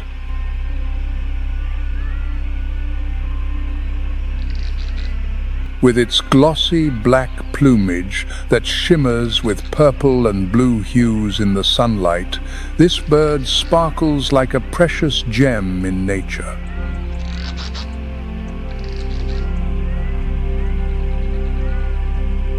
The common starling is typically an omnivore.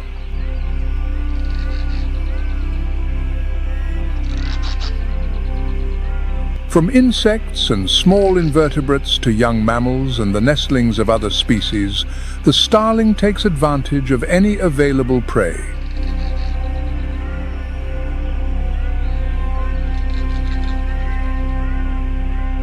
It often forages on the ground, especially in areas with sparse vegetation or open grasslands, where access to resources is easier.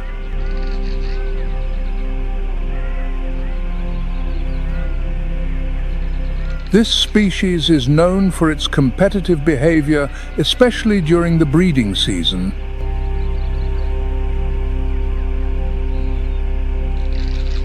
They can put pressure on smaller bird species by taking over their nests and eating their eggs.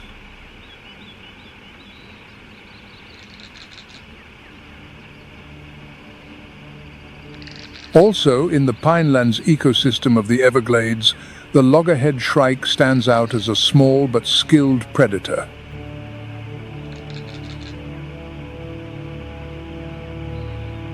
With its strong hooked beak, this bird not only hunts insects and small birds, but also small mammals like mice.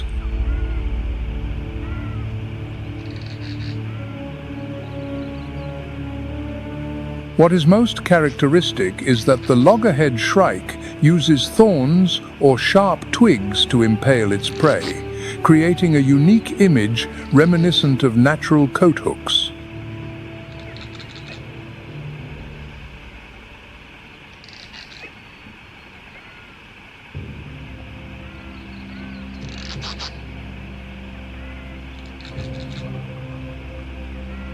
In the vast expanse of the Everglades, where water flows slowly through endless swamps, the tropical hardwood hammocks appear as unique ecological islands.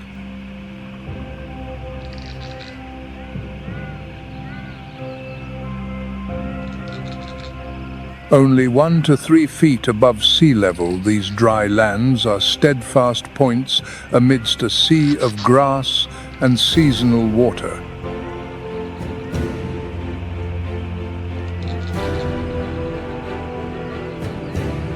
Thanks to this elevation, they escape the prolonged floods, creating an ideal refuge for many unique species of flora and fauna.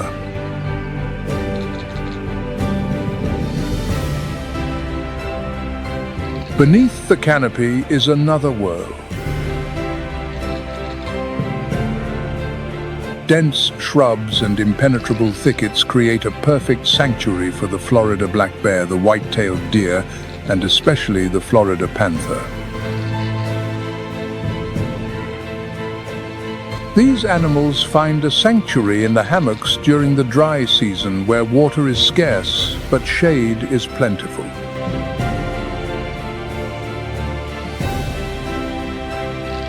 Seen from the sky, these hammocks look like teardrops scattered amidst the slow flow of water, preserving life amidst the wild nature of the Everglades.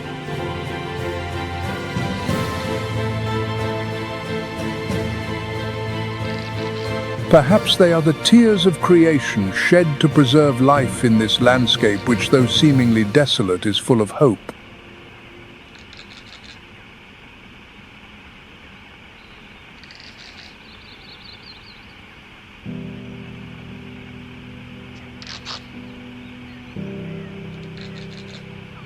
Under the shade of the tropical hardwood hammocks, the Florida black bear finds refuge and an abundant source of food.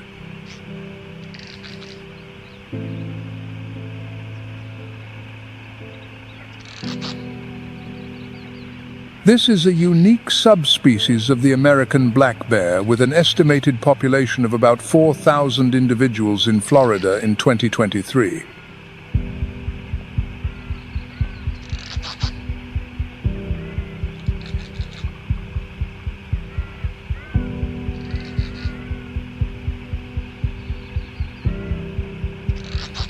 Only a small fraction of these live in the Everglades. These dense tropical forests provide not only safe havens, but also important mating grounds.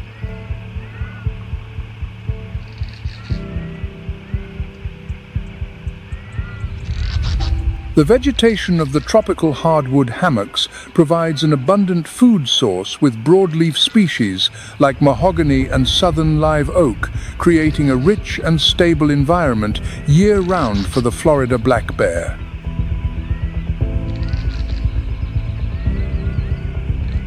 In spring and summer, they search for insects and feed on succulent plants.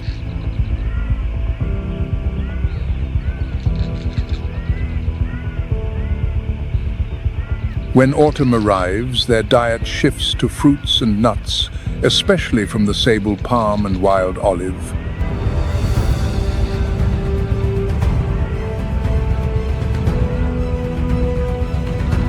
Thanks to its omnivorous diet, the Florida black bear plays an essential role in preserving plant diversity.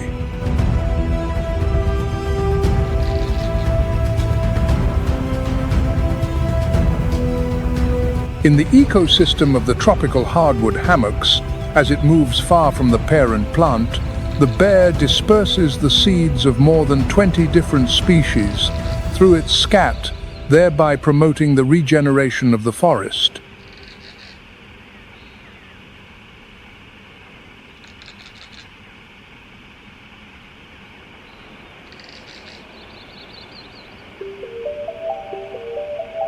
Only in the tropical hardwood hammocks, the grey fox moves through the Everglades with remarkable agility and adaptability.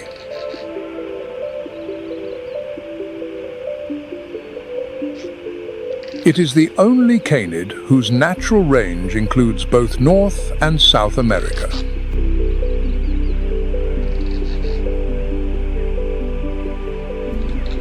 The grey fox possesses a compact and flexible body, 31 to 44 inches long, including the tail, and weighing 8 to 15 pounds, allowing it to move easily through the dense forests.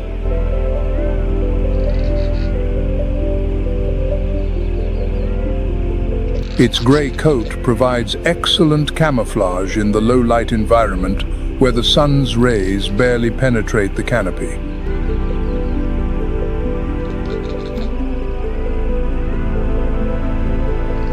As an omnivore, the grey fox consumes a wide variety of food, including insects, small mammals like mice and squirrels, bird eggs, fruits, and edible tropical plants.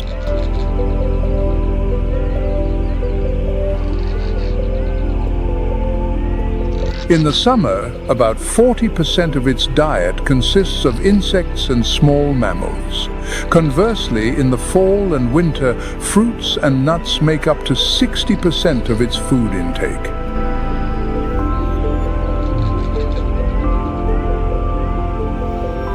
One of the most remarkable features of the grey fox is its impressive tree climbing ability.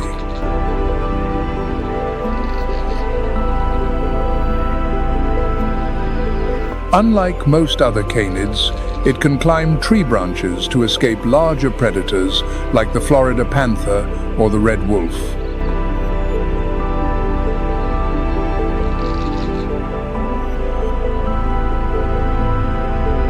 This skill also allows it to access food sources high above, such as fruits and insects, giving it a significant advantage to survive and thrive in the challenging environment of the Everglades.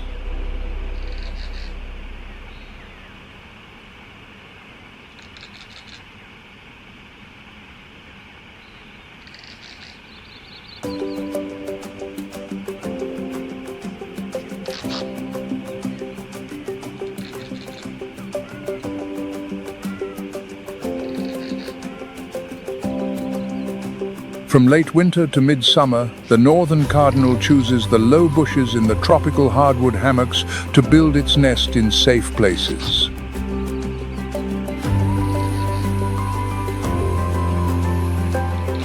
The northern cardinal has entered its breeding season.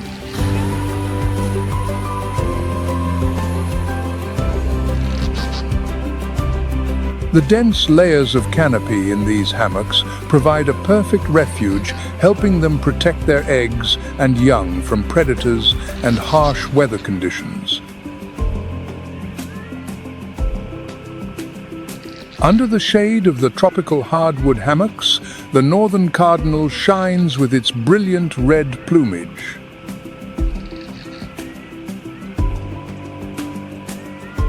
The male, with its distinctive crest and a black mask around its bill, is 8 to 9 inches long and weighs 1.5 to 1.7 ounces.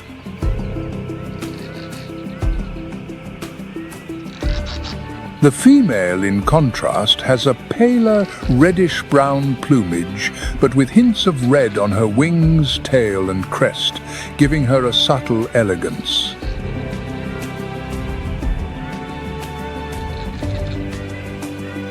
The northern cardinal is not only beautiful, but is also known for its powerful song, especially in the dense forests.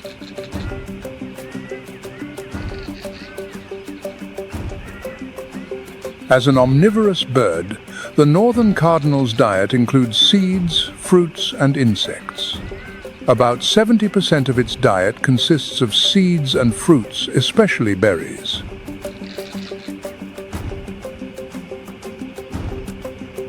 During the breeding season, the northern cardinal increases its consumption of insects to ensure an adequate source of protein to feed its young.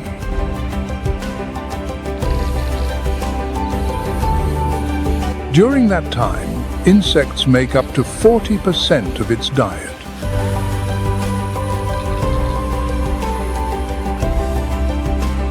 Thanks to this behavior, the northern cardinal contributed to a 20% reduction in harmful insect populations in 2024, thereby helping to protect the vegetation and maintain the stability of the ecosystem.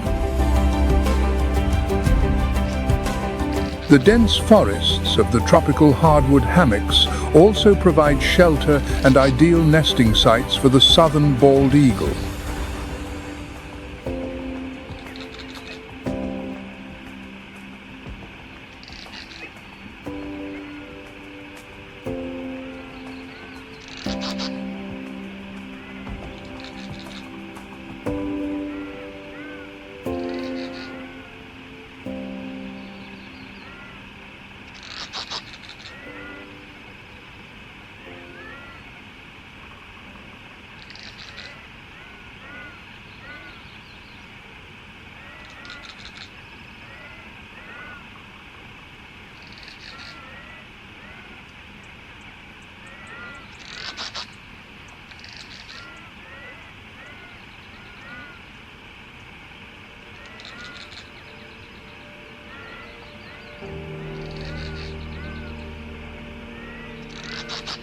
In the dense forests of the tropical hardwood hammocks, the southern bald eagle often builds its nest in tall, sturdy trees like oaks and palms.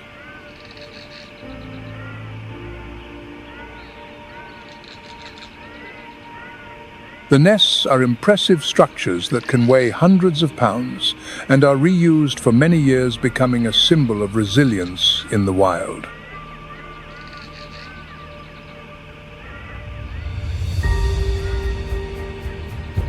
In the tropical forests of the tropical hardwood hammocks, where lagoons, swamps, and streams are interspersed, the southern bald eagle finds the perfect environment for hunting.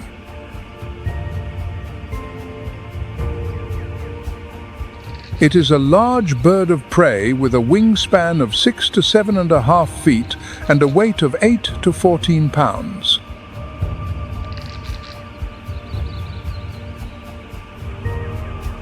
As a sea eagle, its diet is primarily based on fish, which makes up 60 to 90% of its food intake.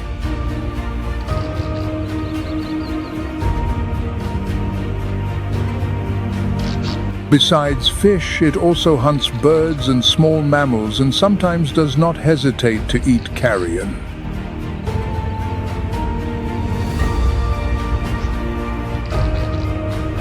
In the darkness of the tropical hardwood hammocks at night, the unmistakable hoot of the barred owl rings out.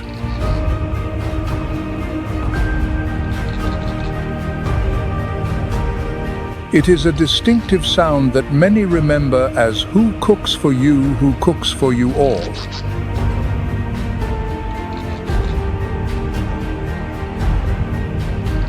Its call can be heard up to half a mile through the dense forest, marking its territory and serving as a means of communication with its mate.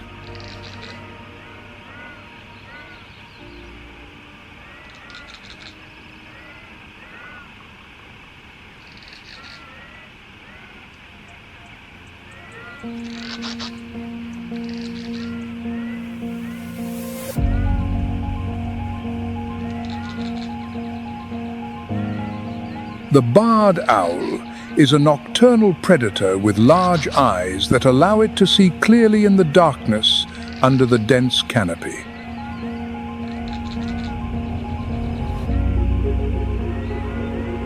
Its silent flight, combined with its exceptional vision, allows it to hunt without being detected.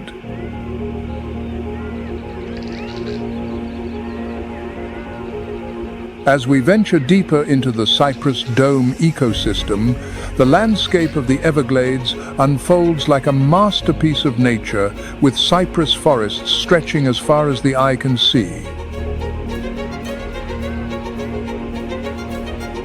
This is one of the most important wetlands in the region, where the calm, stable water allows the cypress trees to thrive.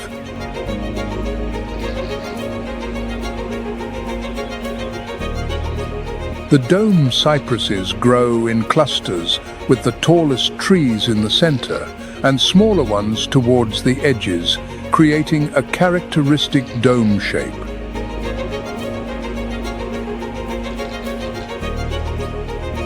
The tall cypress trees are also nesting sites for many bird species, forming a vibrant ecosystem.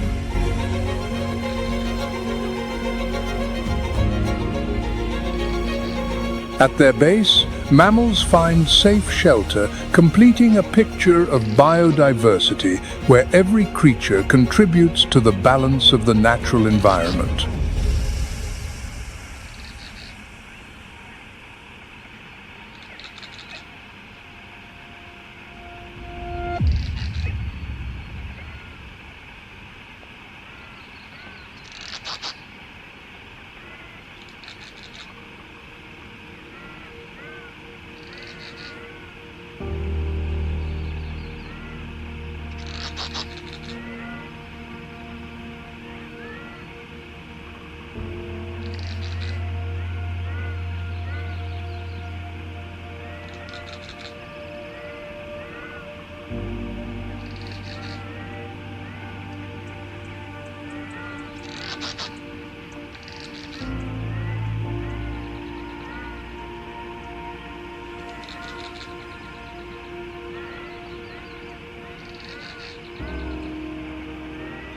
Amidst the vast swamps and slow-moving streams of the Cypress dome ecosystem in the Everglades, the river otter finds its ideal home.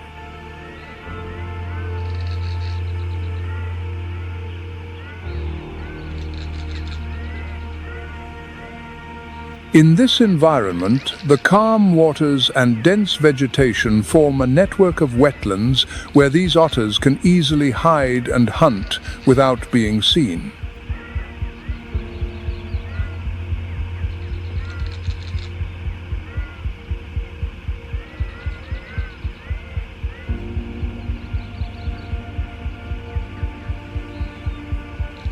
Under the water's surface, they glide through narrow channels and flooded grasslands in search of food, mainly fish and other aquatic species.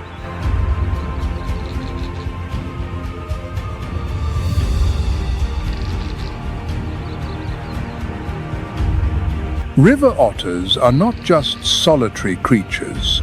They also form small groups of 2 to 5 individuals cooperating closely in hunting and sharing territory.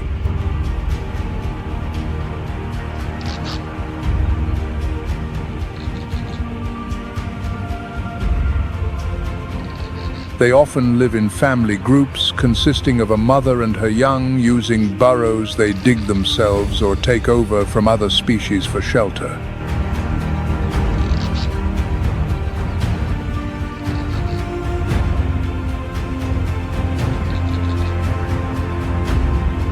As a semi-aquatic species, the river otter stands out for its excellent dexterity when hunting underwater. Thanks to their agility and flexibility, they pursue fish, crustaceans, and sometimes amphibians.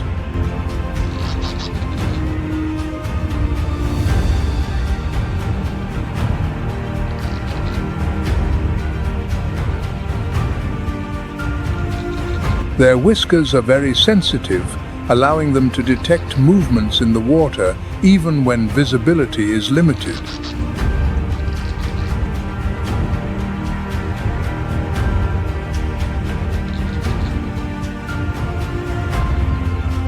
Although they often hunt alone, they can also cooperate in groups, increasing their success rate by 20%, especially in deeper waters.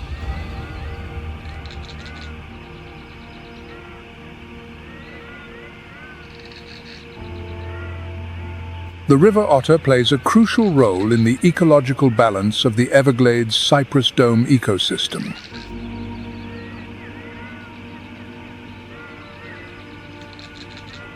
According to a 2024 study, otters can reduce the population of small predatory fish in the wetlands by up to 30%, which lessens the pressure on larger fish species.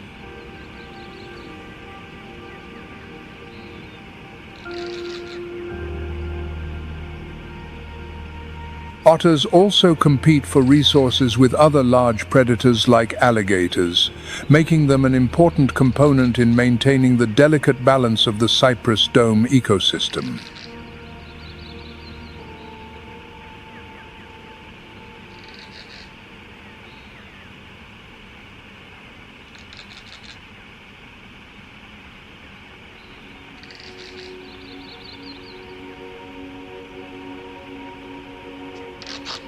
In the tranquility of the Cypress dome ecosystem, the anhinga perches on a branch or rock with its wings spread wide, drying its feathers and regulating its body temperature.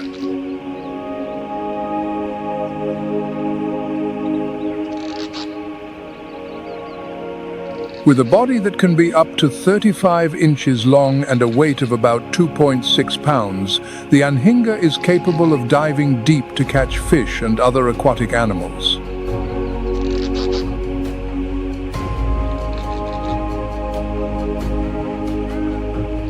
However, after these dives, its feathers become waterlogged, making it heavier and limiting its ability to fly.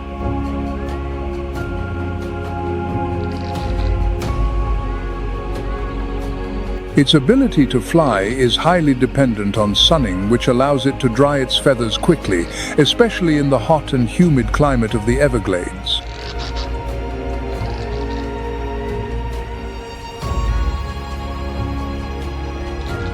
The anhinga is a specialized aquatic predator recognized by its long, sharp bill that allows it to spear and catch fish with high precision.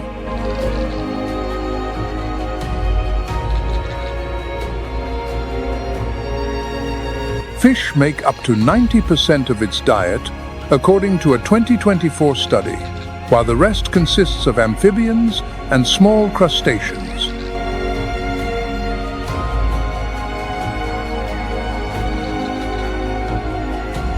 Thanks to its webbed feet, the anhinga swims with agility, gliding underwater like a silent spear, using the shadows to approach its prey without being detected.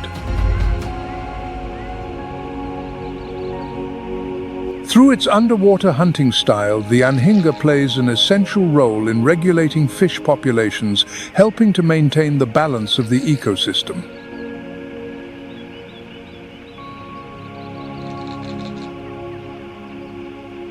A 2024 study showed that the anhinga can consume up to 50% of the small fish in some freshwater areas of the Everglades, thereby contributing to the ecological stability of the environment.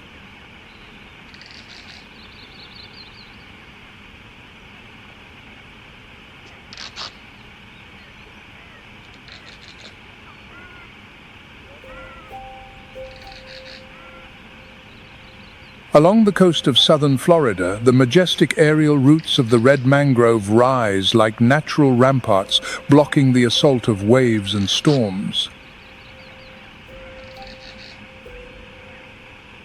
Where the land meets the sea, the mangrove forest stretches out, embracing the coast.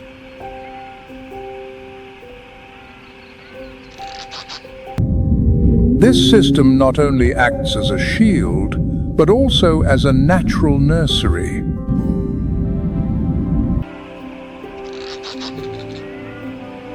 In these nutrient-rich, brackish waters, the red mangrove, with its prominent roots, helps to stabilize the soil and prevent coastal erosion.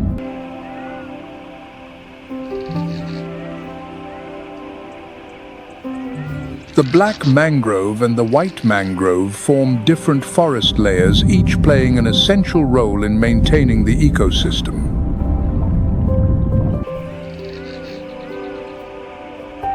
This is also a vibrant territory teeming with biodiversity.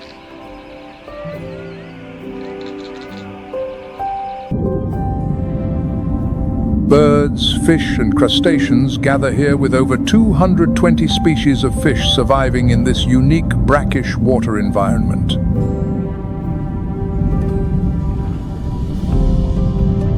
The shallow, nutrient-rich waters under the mangrove canopy provide an ideal place for breeding, protecting the young from predatory threats.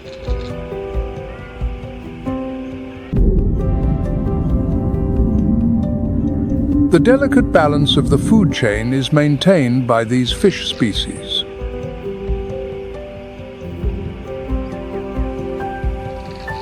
They act as a food source for birds and mammals, while also regulating the populations of crustaceans and amphibians.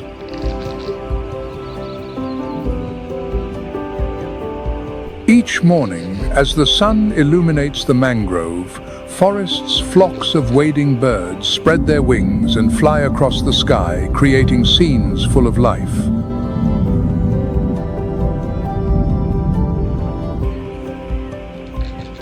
The brackish water ecosystem of the mangrove forest provides them not only with shelter, but also an abundant source of food.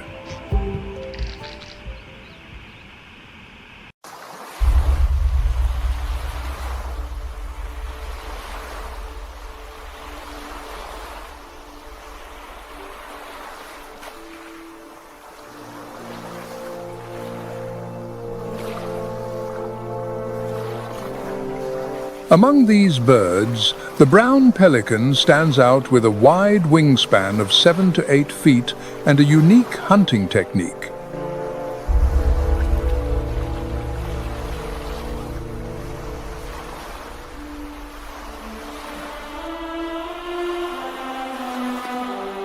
With an average weight of 7 to 11 pounds, it is one of the iconic species of the coastal and mangrove regions.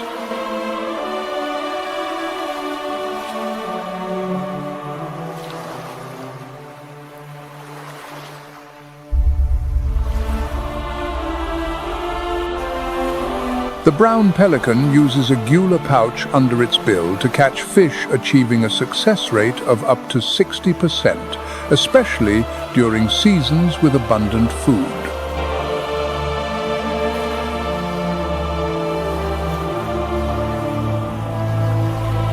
In the past, this species was on the brink of extinction due to the use of the pesticide DDT. Thanks to conservation efforts, their numbers have significantly recovered.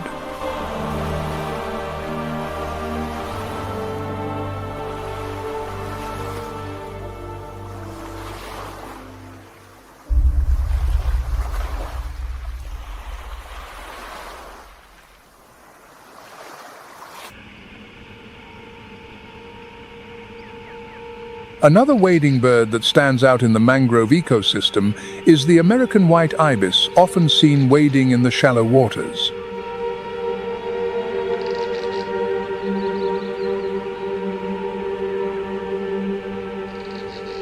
In ancient Egypt, it was believed that the ibis was the embodiment of the god Thoth, the deity of wisdom and knowledge.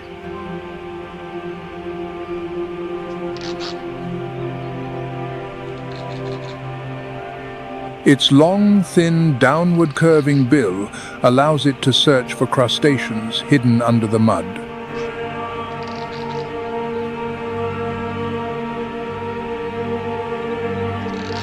Unlike many other wading birds, the white ibis feeds primarily on crabs and shrimp.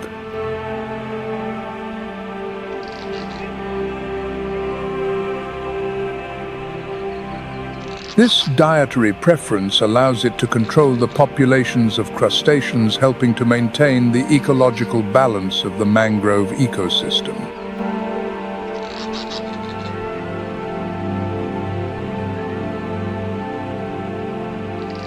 In the mangrove ecosystem of the Everglades, the great egret also stands out as one of the most majestic wading birds due to its elegance and large size.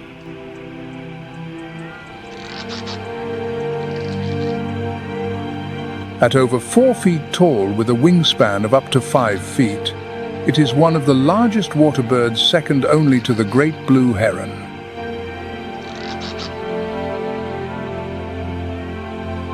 This species employs a unique hunting technique. It walks slowly or stands still, patiently waiting until a fish frog or large insect passes by.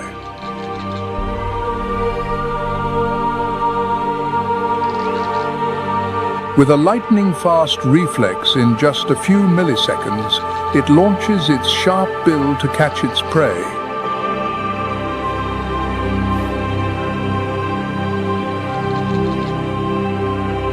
This skill makes the great egret one of the most effective predators in the mangrove ecosystem.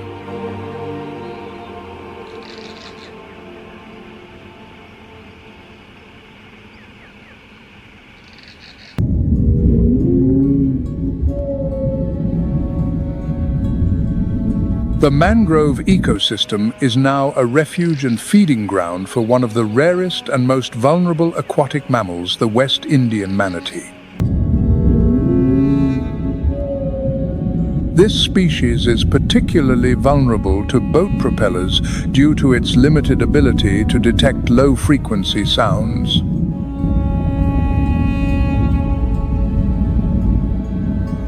Weighing up to 1,200 pounds, these gentle giants spend about 8 hours a day grazing on seagrass and other aquatic vegetation.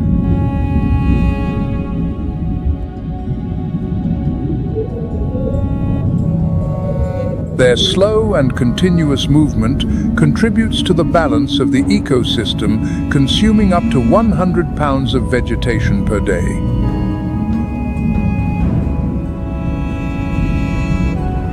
At the intersection of land and sea in the Everglades, the coastal lowlands emerge where natural elements blend perfectly.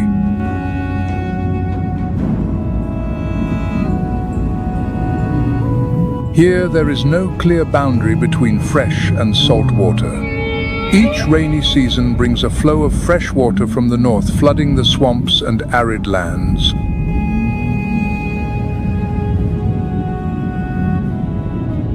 The coastal lowlands are a diverse, harsh, yet essential ecosystem. They form a natural rampart, protecting the Everglades from storms. Everything seems to work as if an invisible hand of creation is guiding and arranging every detail with a deep and wonderful wisdom.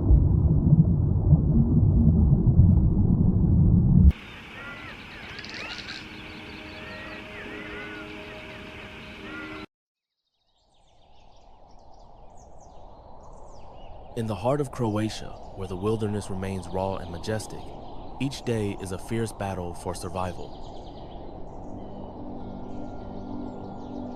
On the rugged peaks of the Dinaric Alps, alpine chamois forage along sheer cliffs. Unbeknownst to them, a gray wolf silently leads its pack, its eyes like blades in the moonlight.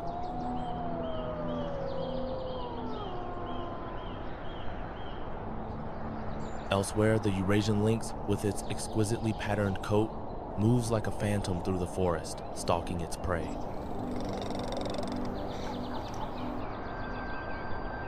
Beneath the surface, the karst cave systems hold secrets millions of years old.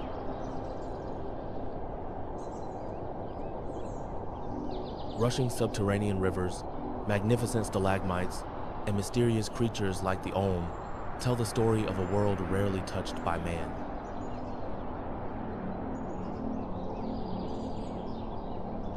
Meanwhile, off the Adriatic coast, Atlantic bottlenose dolphins break the calm surface with powerful leaps.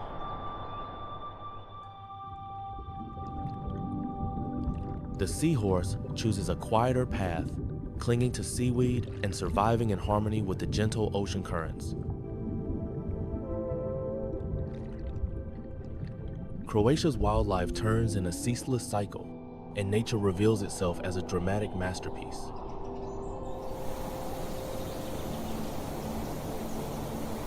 There is a nation in Europe where every mile of land seems to have been sculpted by the hand of God.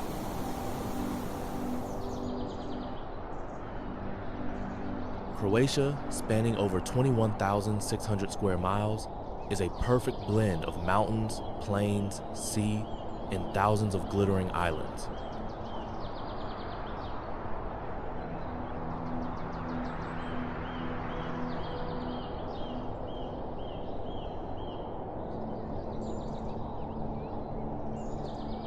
Situated on the Balkan Peninsula, Croatia lies at the crossroads of the Mediterranean, Central Europe, and Southeastern Europe.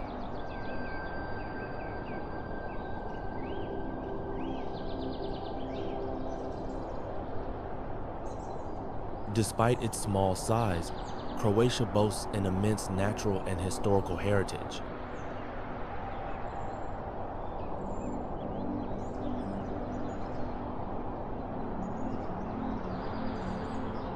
Perched atop Europe's largest karst system, Croatia emerged from geological movements over 200 million years ago.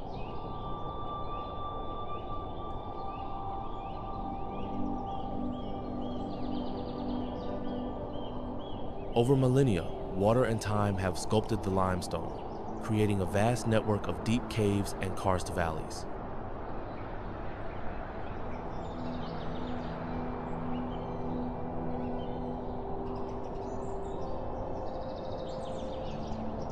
Croatia is like a masterful mosaic of natural elements.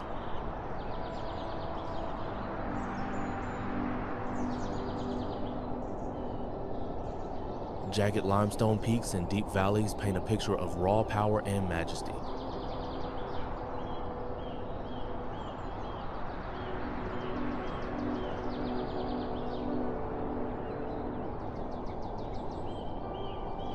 Meanwhile, water, the lifeblood of the land, is the artist of the Croatian landscape.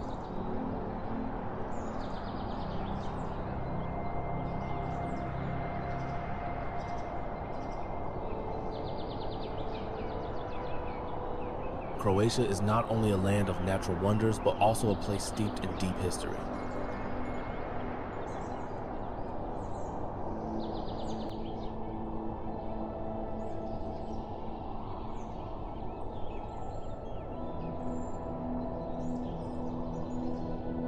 In the 6th century, Slavic tribes migrated to the region, laying the foundation for the Croatian state.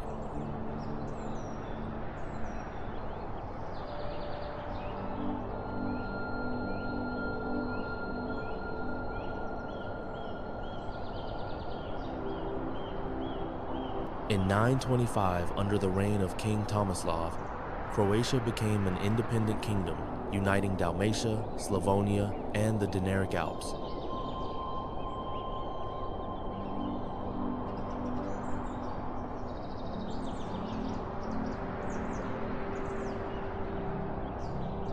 After World War II, Croatia became part of the Yugoslav Federation, finally declaring independence in 1991.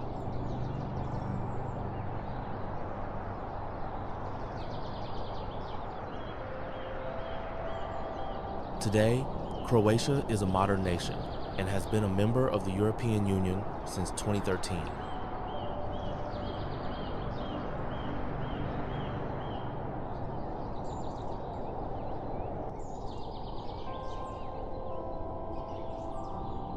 Yet, it retains its distinct identity. With over 37% of its land protected, Croatia is a leader in nature conservation.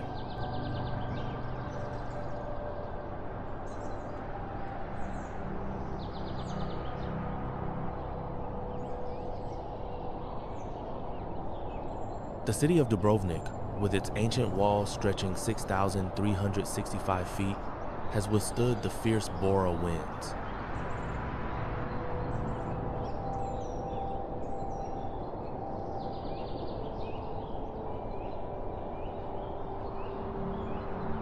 Croatia is not just an open book of geology, but also a living museum of biodiversity.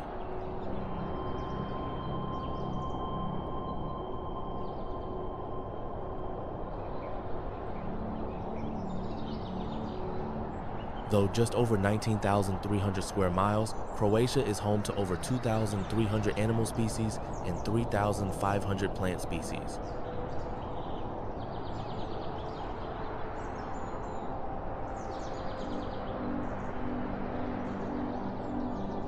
Over 47% of Croatia's land area is protected, including 8 national parks and 11 nature parks.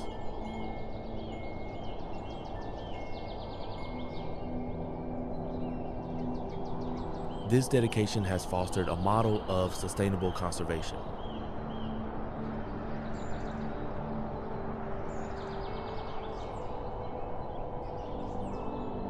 This investment is not merely an environmental effort, but also an economic driver.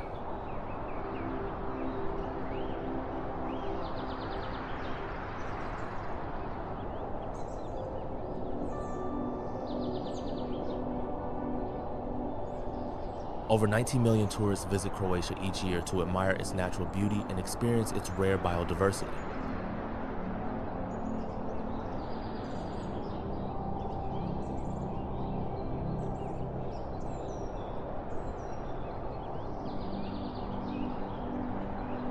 Croatia ranks third in Europe for endemic species, thanks to the Dinaric Alps system.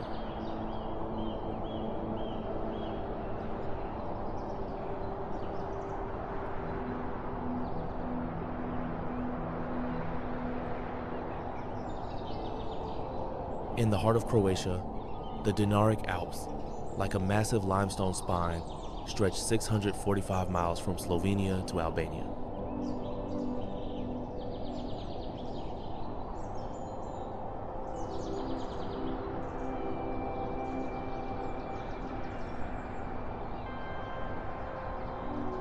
This mountain range, over 373 miles long, is not just a geographical landmark, but an ecological treasure.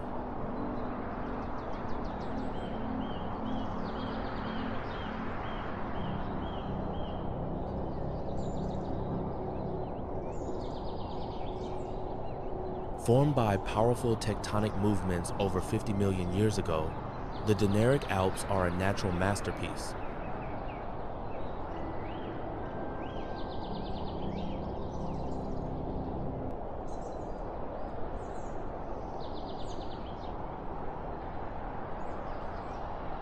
The groundwater system here supplies over 70% of Croatia's drinking water.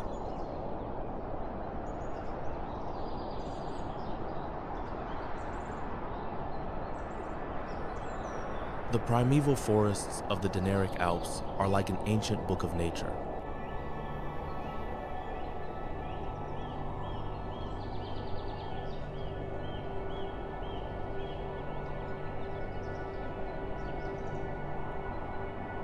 Stretching across the rugged limestone terrain, these forests are not just ecosystems but living wonders.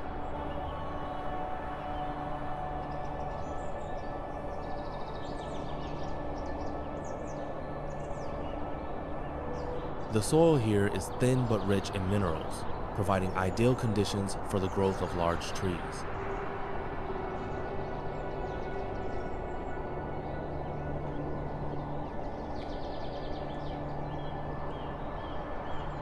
The silver fir, reaching heights of up to 131 feet, stands like colossal pillars holding up the sky.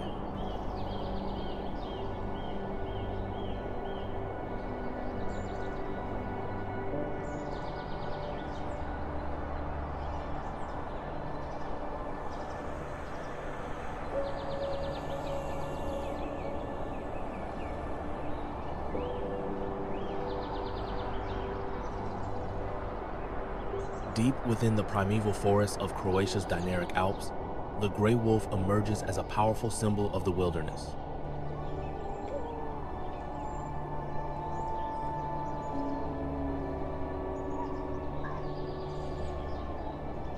These silent predators have existed for hundreds of thousands of years, witnessing changes in climate and landscape.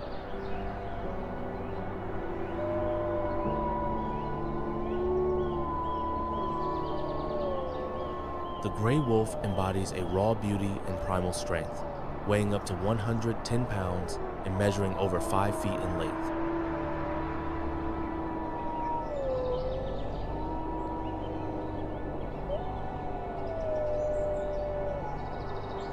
In the 20th century, the gray wolf nearly vanished due to hunting and habitat loss.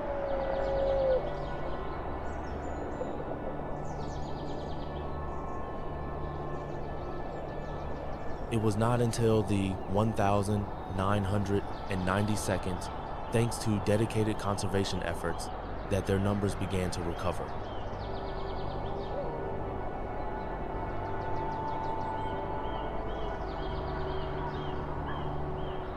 Today, only about 200 to 250 individuals remain, primarily in the Dinaric Alps.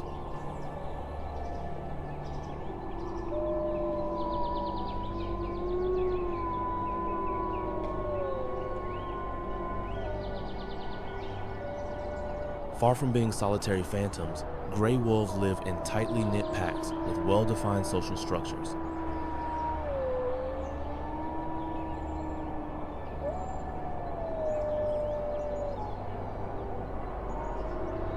A pack typically consists of 6 to 12 members, led by an alpha pair.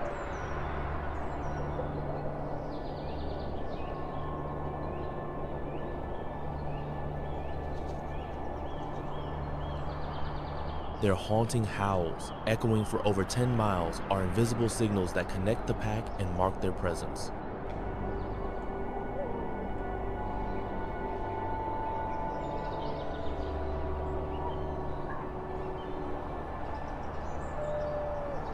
When hunting, the gray wolf is a strategic genius.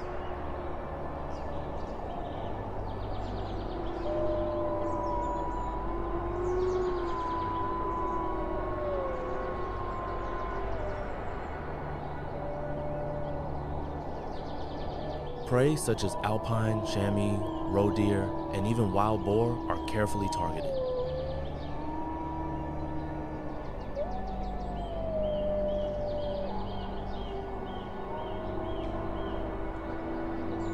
At the right moment, the pack uses its speed and strength to corner prey in treacherous terrain or deep snow.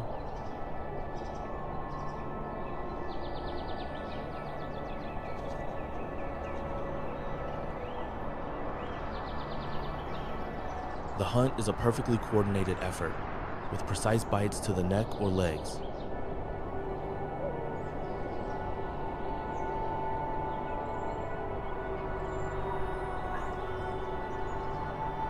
But the gray wolf's role extends far beyond hunting. They act as guardians of the ecosystem.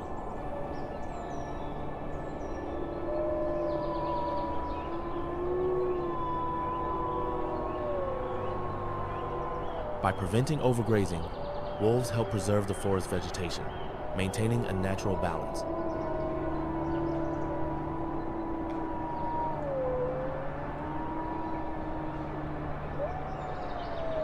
Their presence also creates a landscape of fear, encouraging prey to move frequently.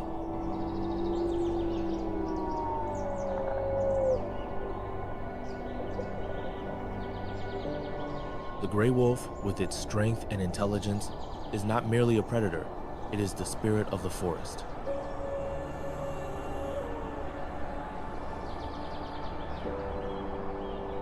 The freshwater ecosystem of Plitvice lakes is one of the richest in Europe, teeming with life both on land and in the water.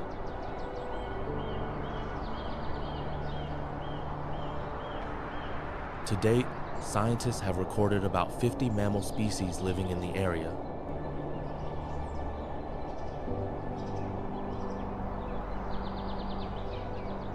Beyond the large mammals, Plitvice Lakes is home to a much more diverse array of wildlife.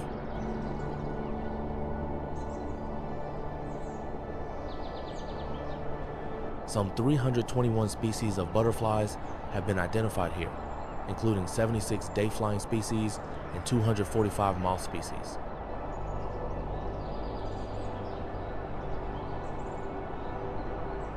However, scientists estimate this represents only about 40% of the total butterfly population in the area.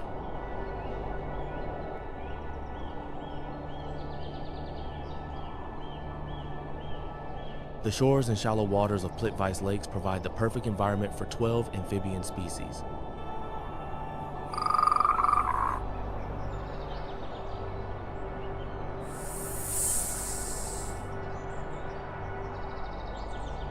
Additionally, several reptile species have been recorded here, enriching the characteristic biodiversity of the region.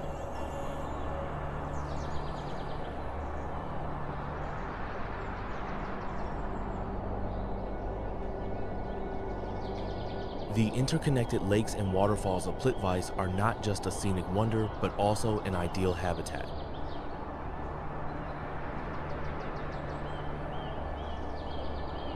The brown trout, a prominent resident of these waters, typically weighs between 2 and 4.5 pounds.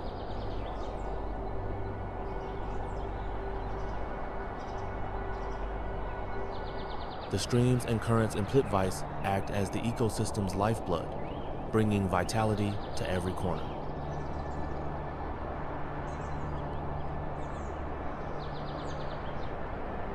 Streams flowing from the forest into the lakes carry nutrients, while water from the lake seeps into the ground.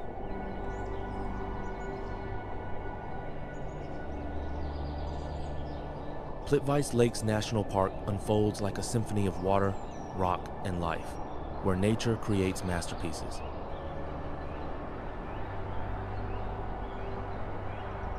Nestled within the Dinaric Alps, this park is a living testament to the power of time.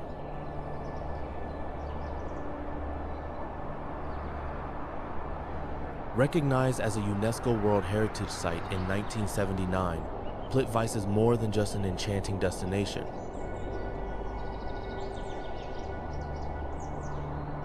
The park's 16 interconnected lakes, linked by over 90 waterfalls, are like shimmering emerald jewels.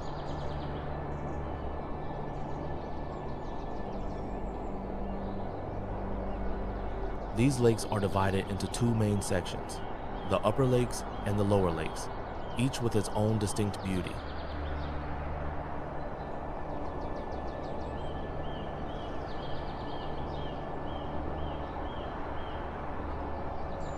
The interplay of light, minerals, and natural currents transforms these lakes into a living watercolor painting.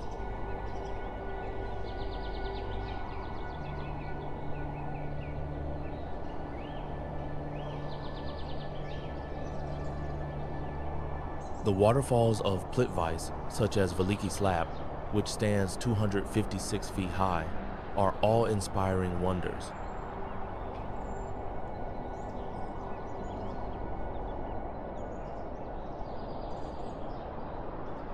Water cascades down limestone formations, creating a resonant sound like nature's timeless hymn.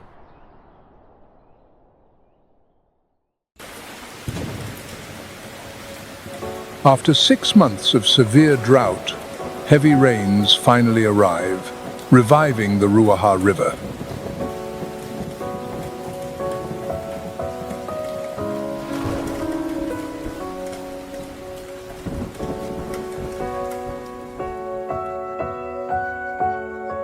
Water flows strongly again, filling the ponds and streams across the landscape.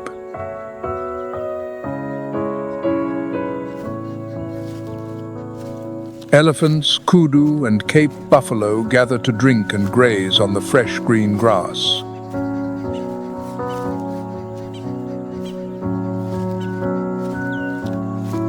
Birds return to the trees and insects buzz in the air, signaling the return of life.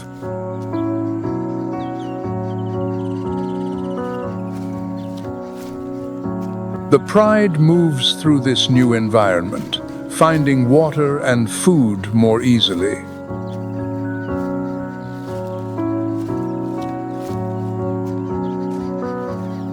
Junior quickly regains his strength, encouraged by the recovering land and the support from his pride.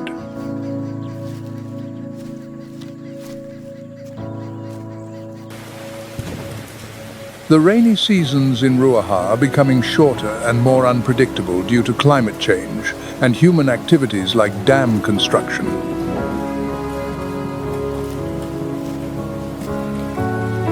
Water resources are under pressure, affecting plants and wildlife.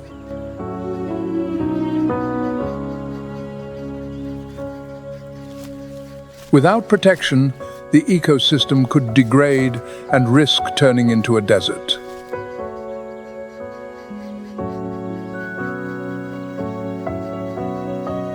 Urgent action is needed to preserve the habitat and ensure the survival of all species.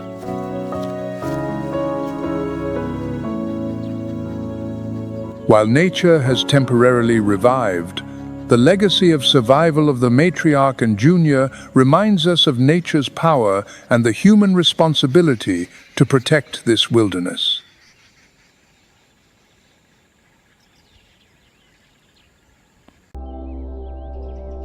In the stillness of the winter wetlands, the great white heron emerges like a living statue. Standing nearly 1 meter tall with a wingspan exceeding 1.5 meters, this majestic bird embodies both grace and formidable strength.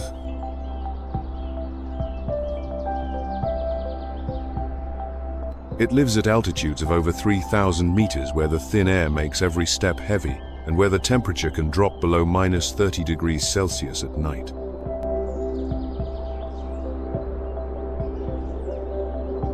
With a beak sharp as a spearhead, it strikes down into the water with lightning-fast precision.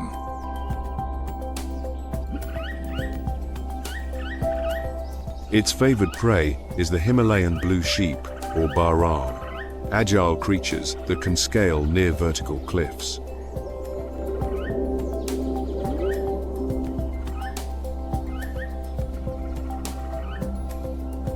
Amidst the stillness of the Pannonian Basin, this agile aquatic mammal emerges as a true master of the water.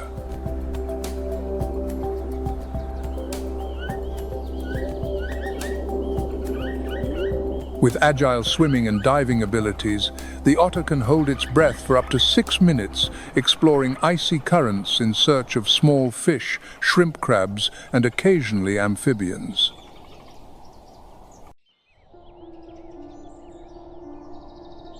The Sava Marsh Nature Reserve emerges like a vivid tableau where the gentle flow of the Sava River meanders gracefully across the Pannonian Basin.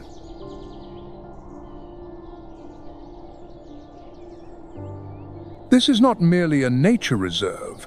It is the ecological heart of Croatia, home to ancient Slavonian oak forests and vast expanses of wetlands.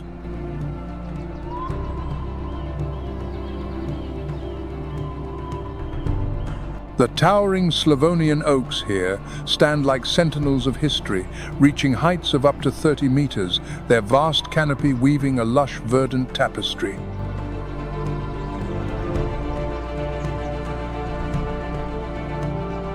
A single leap from a snow leopard can cover up to 15 meters, a perfect display combining power, agility, and lethal precision.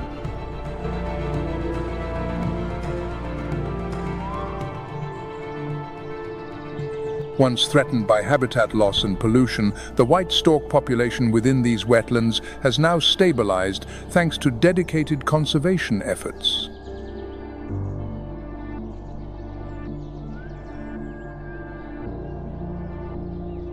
The village of Chigoch, nestled deep within the sanctuary, is a unique gathering place for more than 40 pairs of white storks.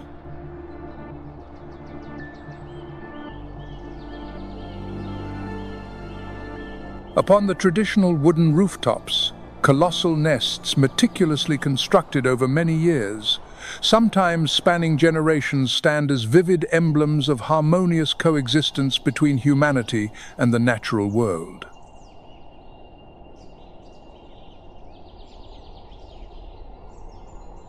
Spring is not merely the season of nest building.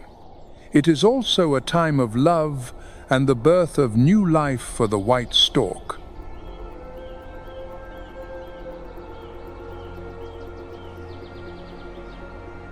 The rhythmic tapping of their beaks resonates through the tranquil air, a delicate signal of courtship.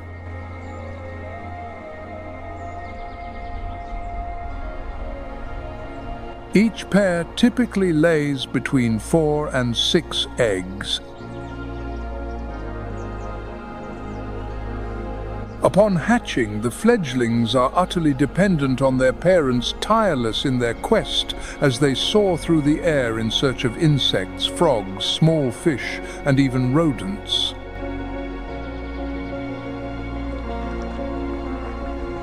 Amidst the vast expanse of wetlands, the elegant silhouette of the great crested grebe glides gently across the water's surface, reminiscent of graceful ballet dancers.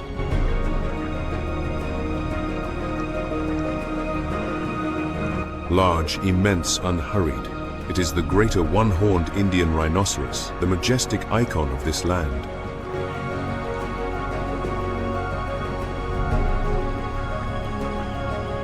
With its thick, folded skin resembling plates of armor, it looks like an ancient warrior stepping out of legend.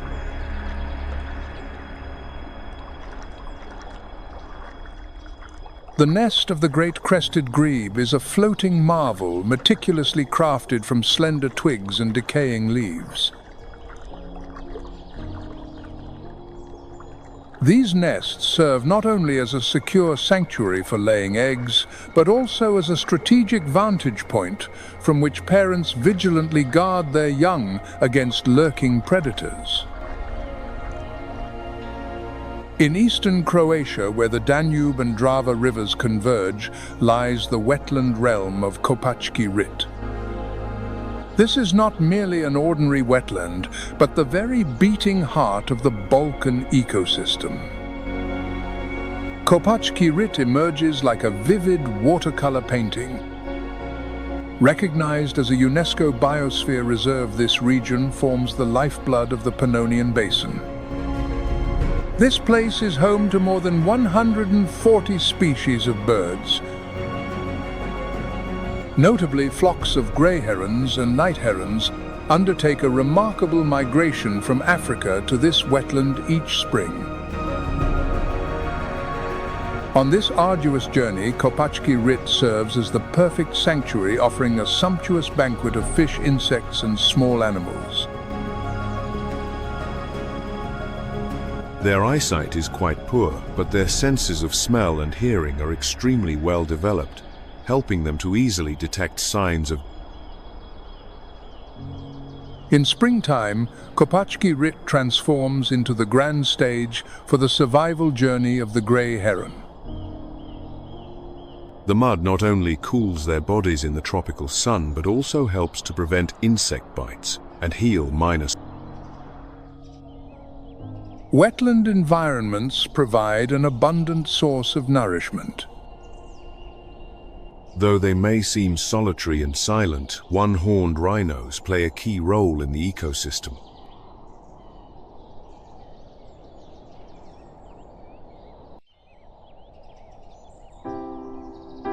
Amidst the vast flocks of migratory birds, the Eurasian crane embarks on an extraordinary journey, forging a remarkable link between Africa and northern Europe.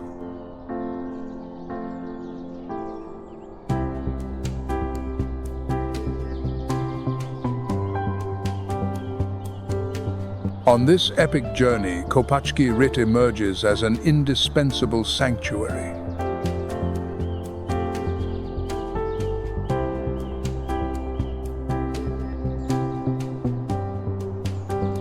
Their iconic V-shaped formation is not merely a striking spectacle, but a brilliant migratory strategy that reduces air resistance and conserves energy.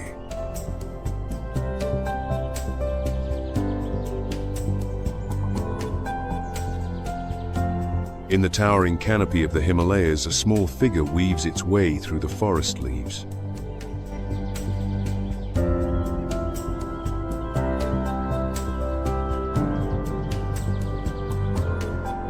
They also construct their nests directly upon the water's surface, crafting floating sanctuaries where they fiercely tend to and safeguard their eggs.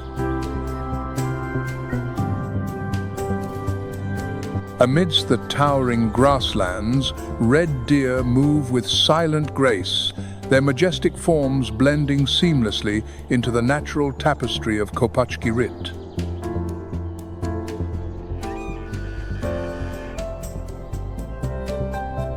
This largest deer species in Europe does not merely survive, it embodies a resilient spirit, thriving robustly amid harsh climates and seasonal floods.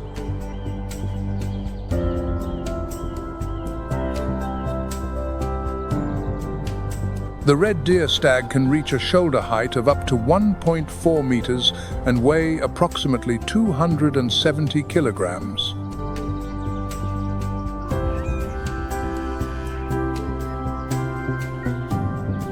Their large branching antlers serve not only as formidable weapons, but also as potent symbols of dominance in territorial disputes and mating contests.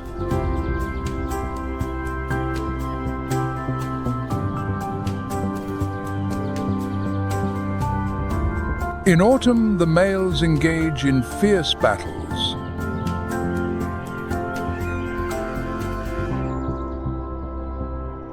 Their thunderous roar serves both as a summons to potential mates and a stern warning to rivals.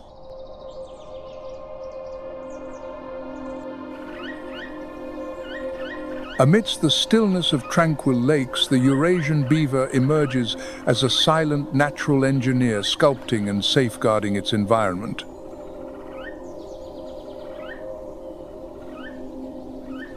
Once teetering on the brink of extinction in the 19th century, the Eurasian beaver has since witnessed a remarkable resurgence thanks to dedicated conservation efforts.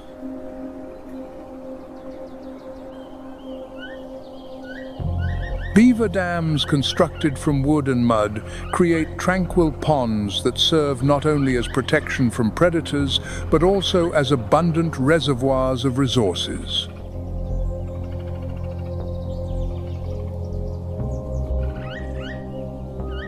They can fell trees with diameters of up to 15 centimeters within mere hours, transforming entire forests into vibrant aquatic habitats.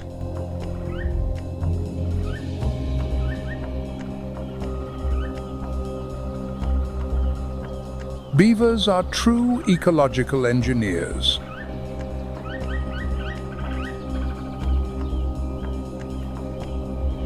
By regulating the flow of water and creating reservoirs, they mitigate the risk of flooding from the Danube and Drava rivers, while simultaneously replenishing vital groundwater reserves.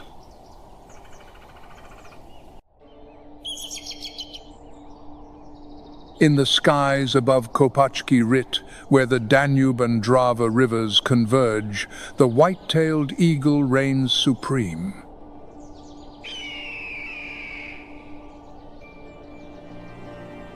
With an impressive wingspan exceeding 2.4 meters, it stands among the largest birds of prey in Europe, embodying resilience and remarkable adaptability. Each spring, the white-tailed eagle constructs its nest atop the tallest trees. These colossal nests, spanning up to 2 meters in width, stand as formidable fortresses, safeguarding the next generation. The white-tailed eagle exhibits a profound monogamous behavior, forging lifelong bonds with a single mate. However, as the wetlands began to shrink, the population of white-tailed eagles experienced a significant decline. Today, there remain only about 120 breeding pairs in Croatia.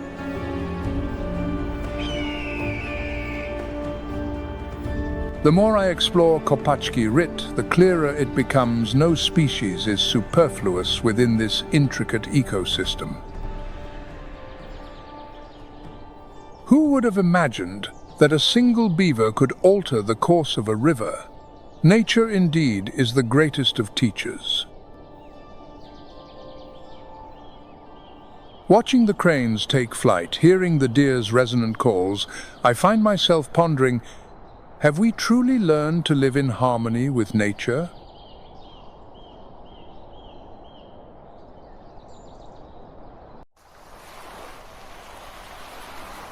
Along the coastline of Croatia, the Adriatic Sea mirrors the sky like an expansive, shimmering glass.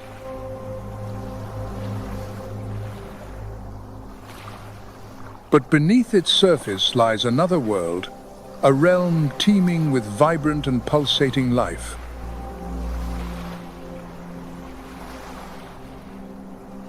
Stretching over 1,400 kilometers, the Adriatic Sea embraces the coastline and 1,244 islands of Croatia, from submerged coral reefs to towering karst cliffs.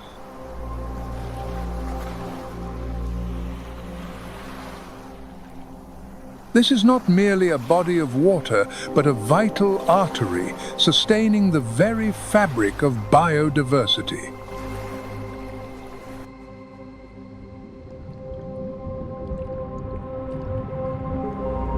To the north, its shallow waters embrace vast meadows of Posidonia oceanica, a species of seagrass that captures sunlight and sequesters carbon.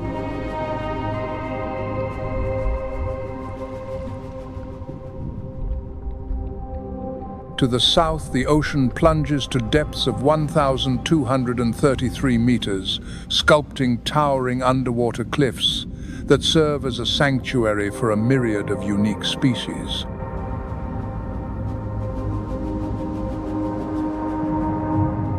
The Posidonia oceanica meadows are the green lungs of the Adriatic, shielding the coastline from erosion and preserving the purity of the waters.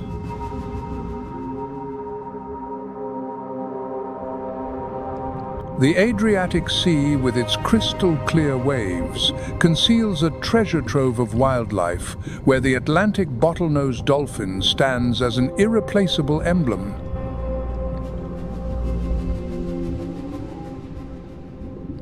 Graceful as a dancer, this dolphin is an indispensable part of the Adriatic Sea's marine ecosystem. With their highly developed brains, they engage in intricate communication through whistles and sounds, crafting a unique underwater language. In their quest for sustenance, bottlenose dolphins exhibit a remarkable spirit of teamwork.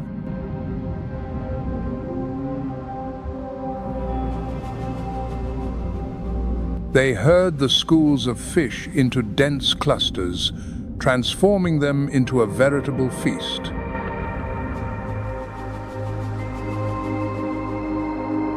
The Adriatic Sea stretches forth with an enigmatic beauty, where crystalline waters embrace the seagrass meadows of Posidonia oceanica, the cherished home of a singular and enchanting creature, the seahorse.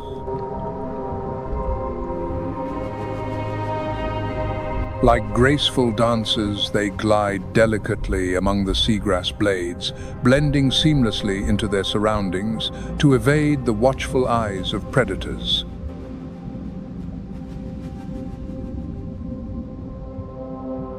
The life of a seahorse unfolds as a tale woven with mystery and delicate intricacy. They exhibit a uniquely remarkable reproductive behavior, wherein the male assumes the role of gestation.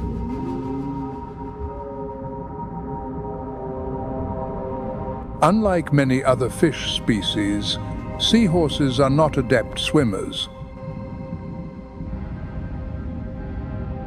Its slender body is not a sign of weakness, but a design With their small, tubular mouths, they swiftly draw in plankton and tiny crustaceans.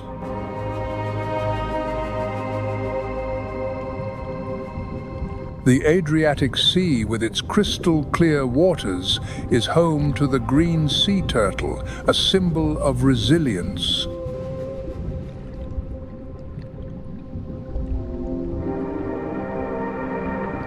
Adult green turtles with bodies reaching up to 1.2 meters in length stand as living monuments to the grandeur of a species that has endured for millions of years.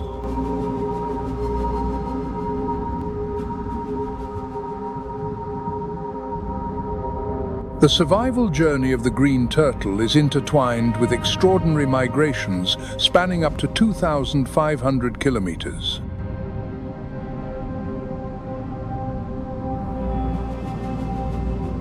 With an astonishing ability to navigate by the Earth's magnetic field, they return to the very beaches where they were born to lay their eggs.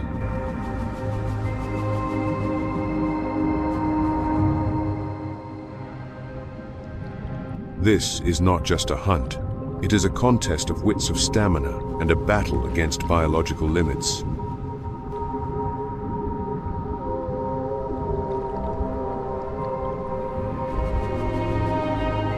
A report from the year 2023 reveals a significant surge of microplastics within the Adriatic Sea.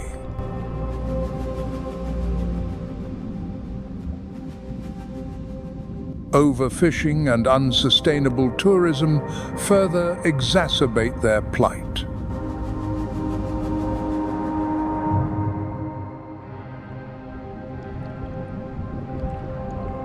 Meanwhile, the loggerhead sea turtle stands as another living emblem of the Adriatic Sea. However, their life cycle confronts grave and relentless threats.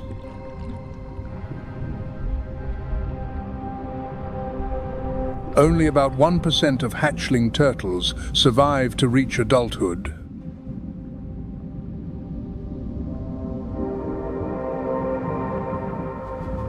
However, through dedicated conservation efforts, the loggerhead sea turtle is granted a fighting chance to endure.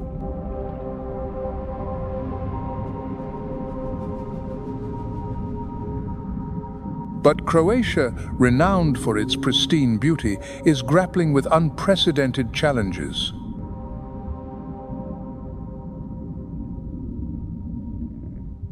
From the vast forests of the Dinaric Alps to the deep blue expanse of the Adriatic Sea, every landscape bears the weight of climate change and human activity.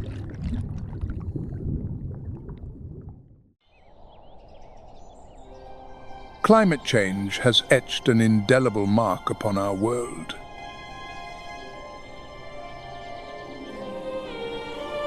Summer days grow ever hotter.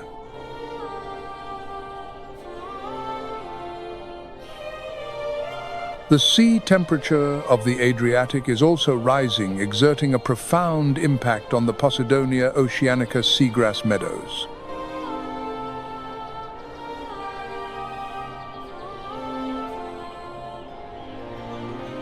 According to studies conducted in 2023, more than 30% of their area has vanished over the past 2 decades, stripping away the habitat of countless fish and invertebrate species.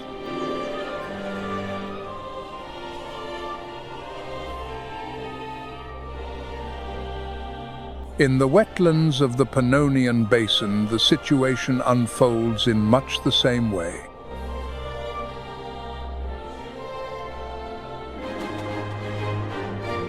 Spring floods, once vital for sustaining thousands of species, are now becoming increasingly rare.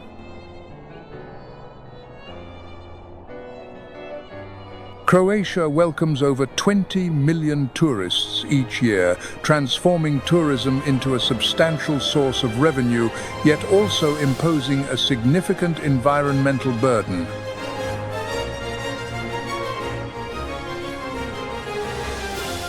At Plitvice Lakes National Park, the overwhelming influx of visitors has precipitated soil erosion and contamination of the water sources.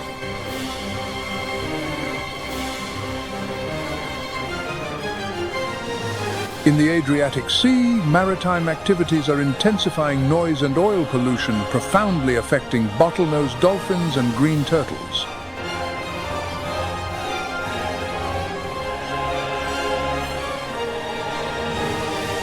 Croatia, with all its breathtaking beauty and abundant natural wealth, stands at a pivotal crossroads.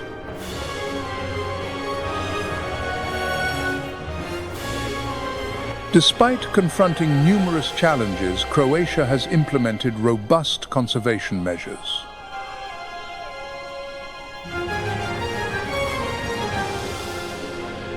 More than 47% of the country's terrestrial expanse is now under protection.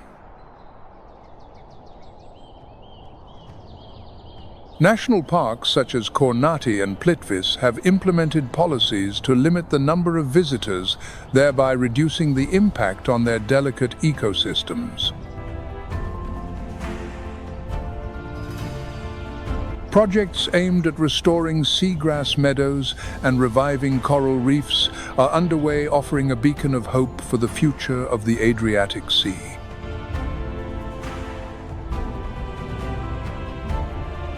International collaboration between conservation organizations and local communities remains the cornerstone for safeguarding wildlife and restoring the delicate balance of nature. These conservation efforts, coupled with humanity's unwavering resolve, have kindled a beacon of hope for a sustainable future. This is not a battle fought by Croatia alone. This is a lesson in the shared responsibility of the entire world to safeguard the precious treasures of nature. As climate change increasingly imprints itself upon every corner of the sky and every flowing stream, each small action we take carries immense significance for our planet. If you find this information valuable and wish to spread the spirit of environmental conservation, please like, share, and subscribe to the Animal Nature 4K channel, a place where we explore, understand, and take action together for a more sustainable Earth.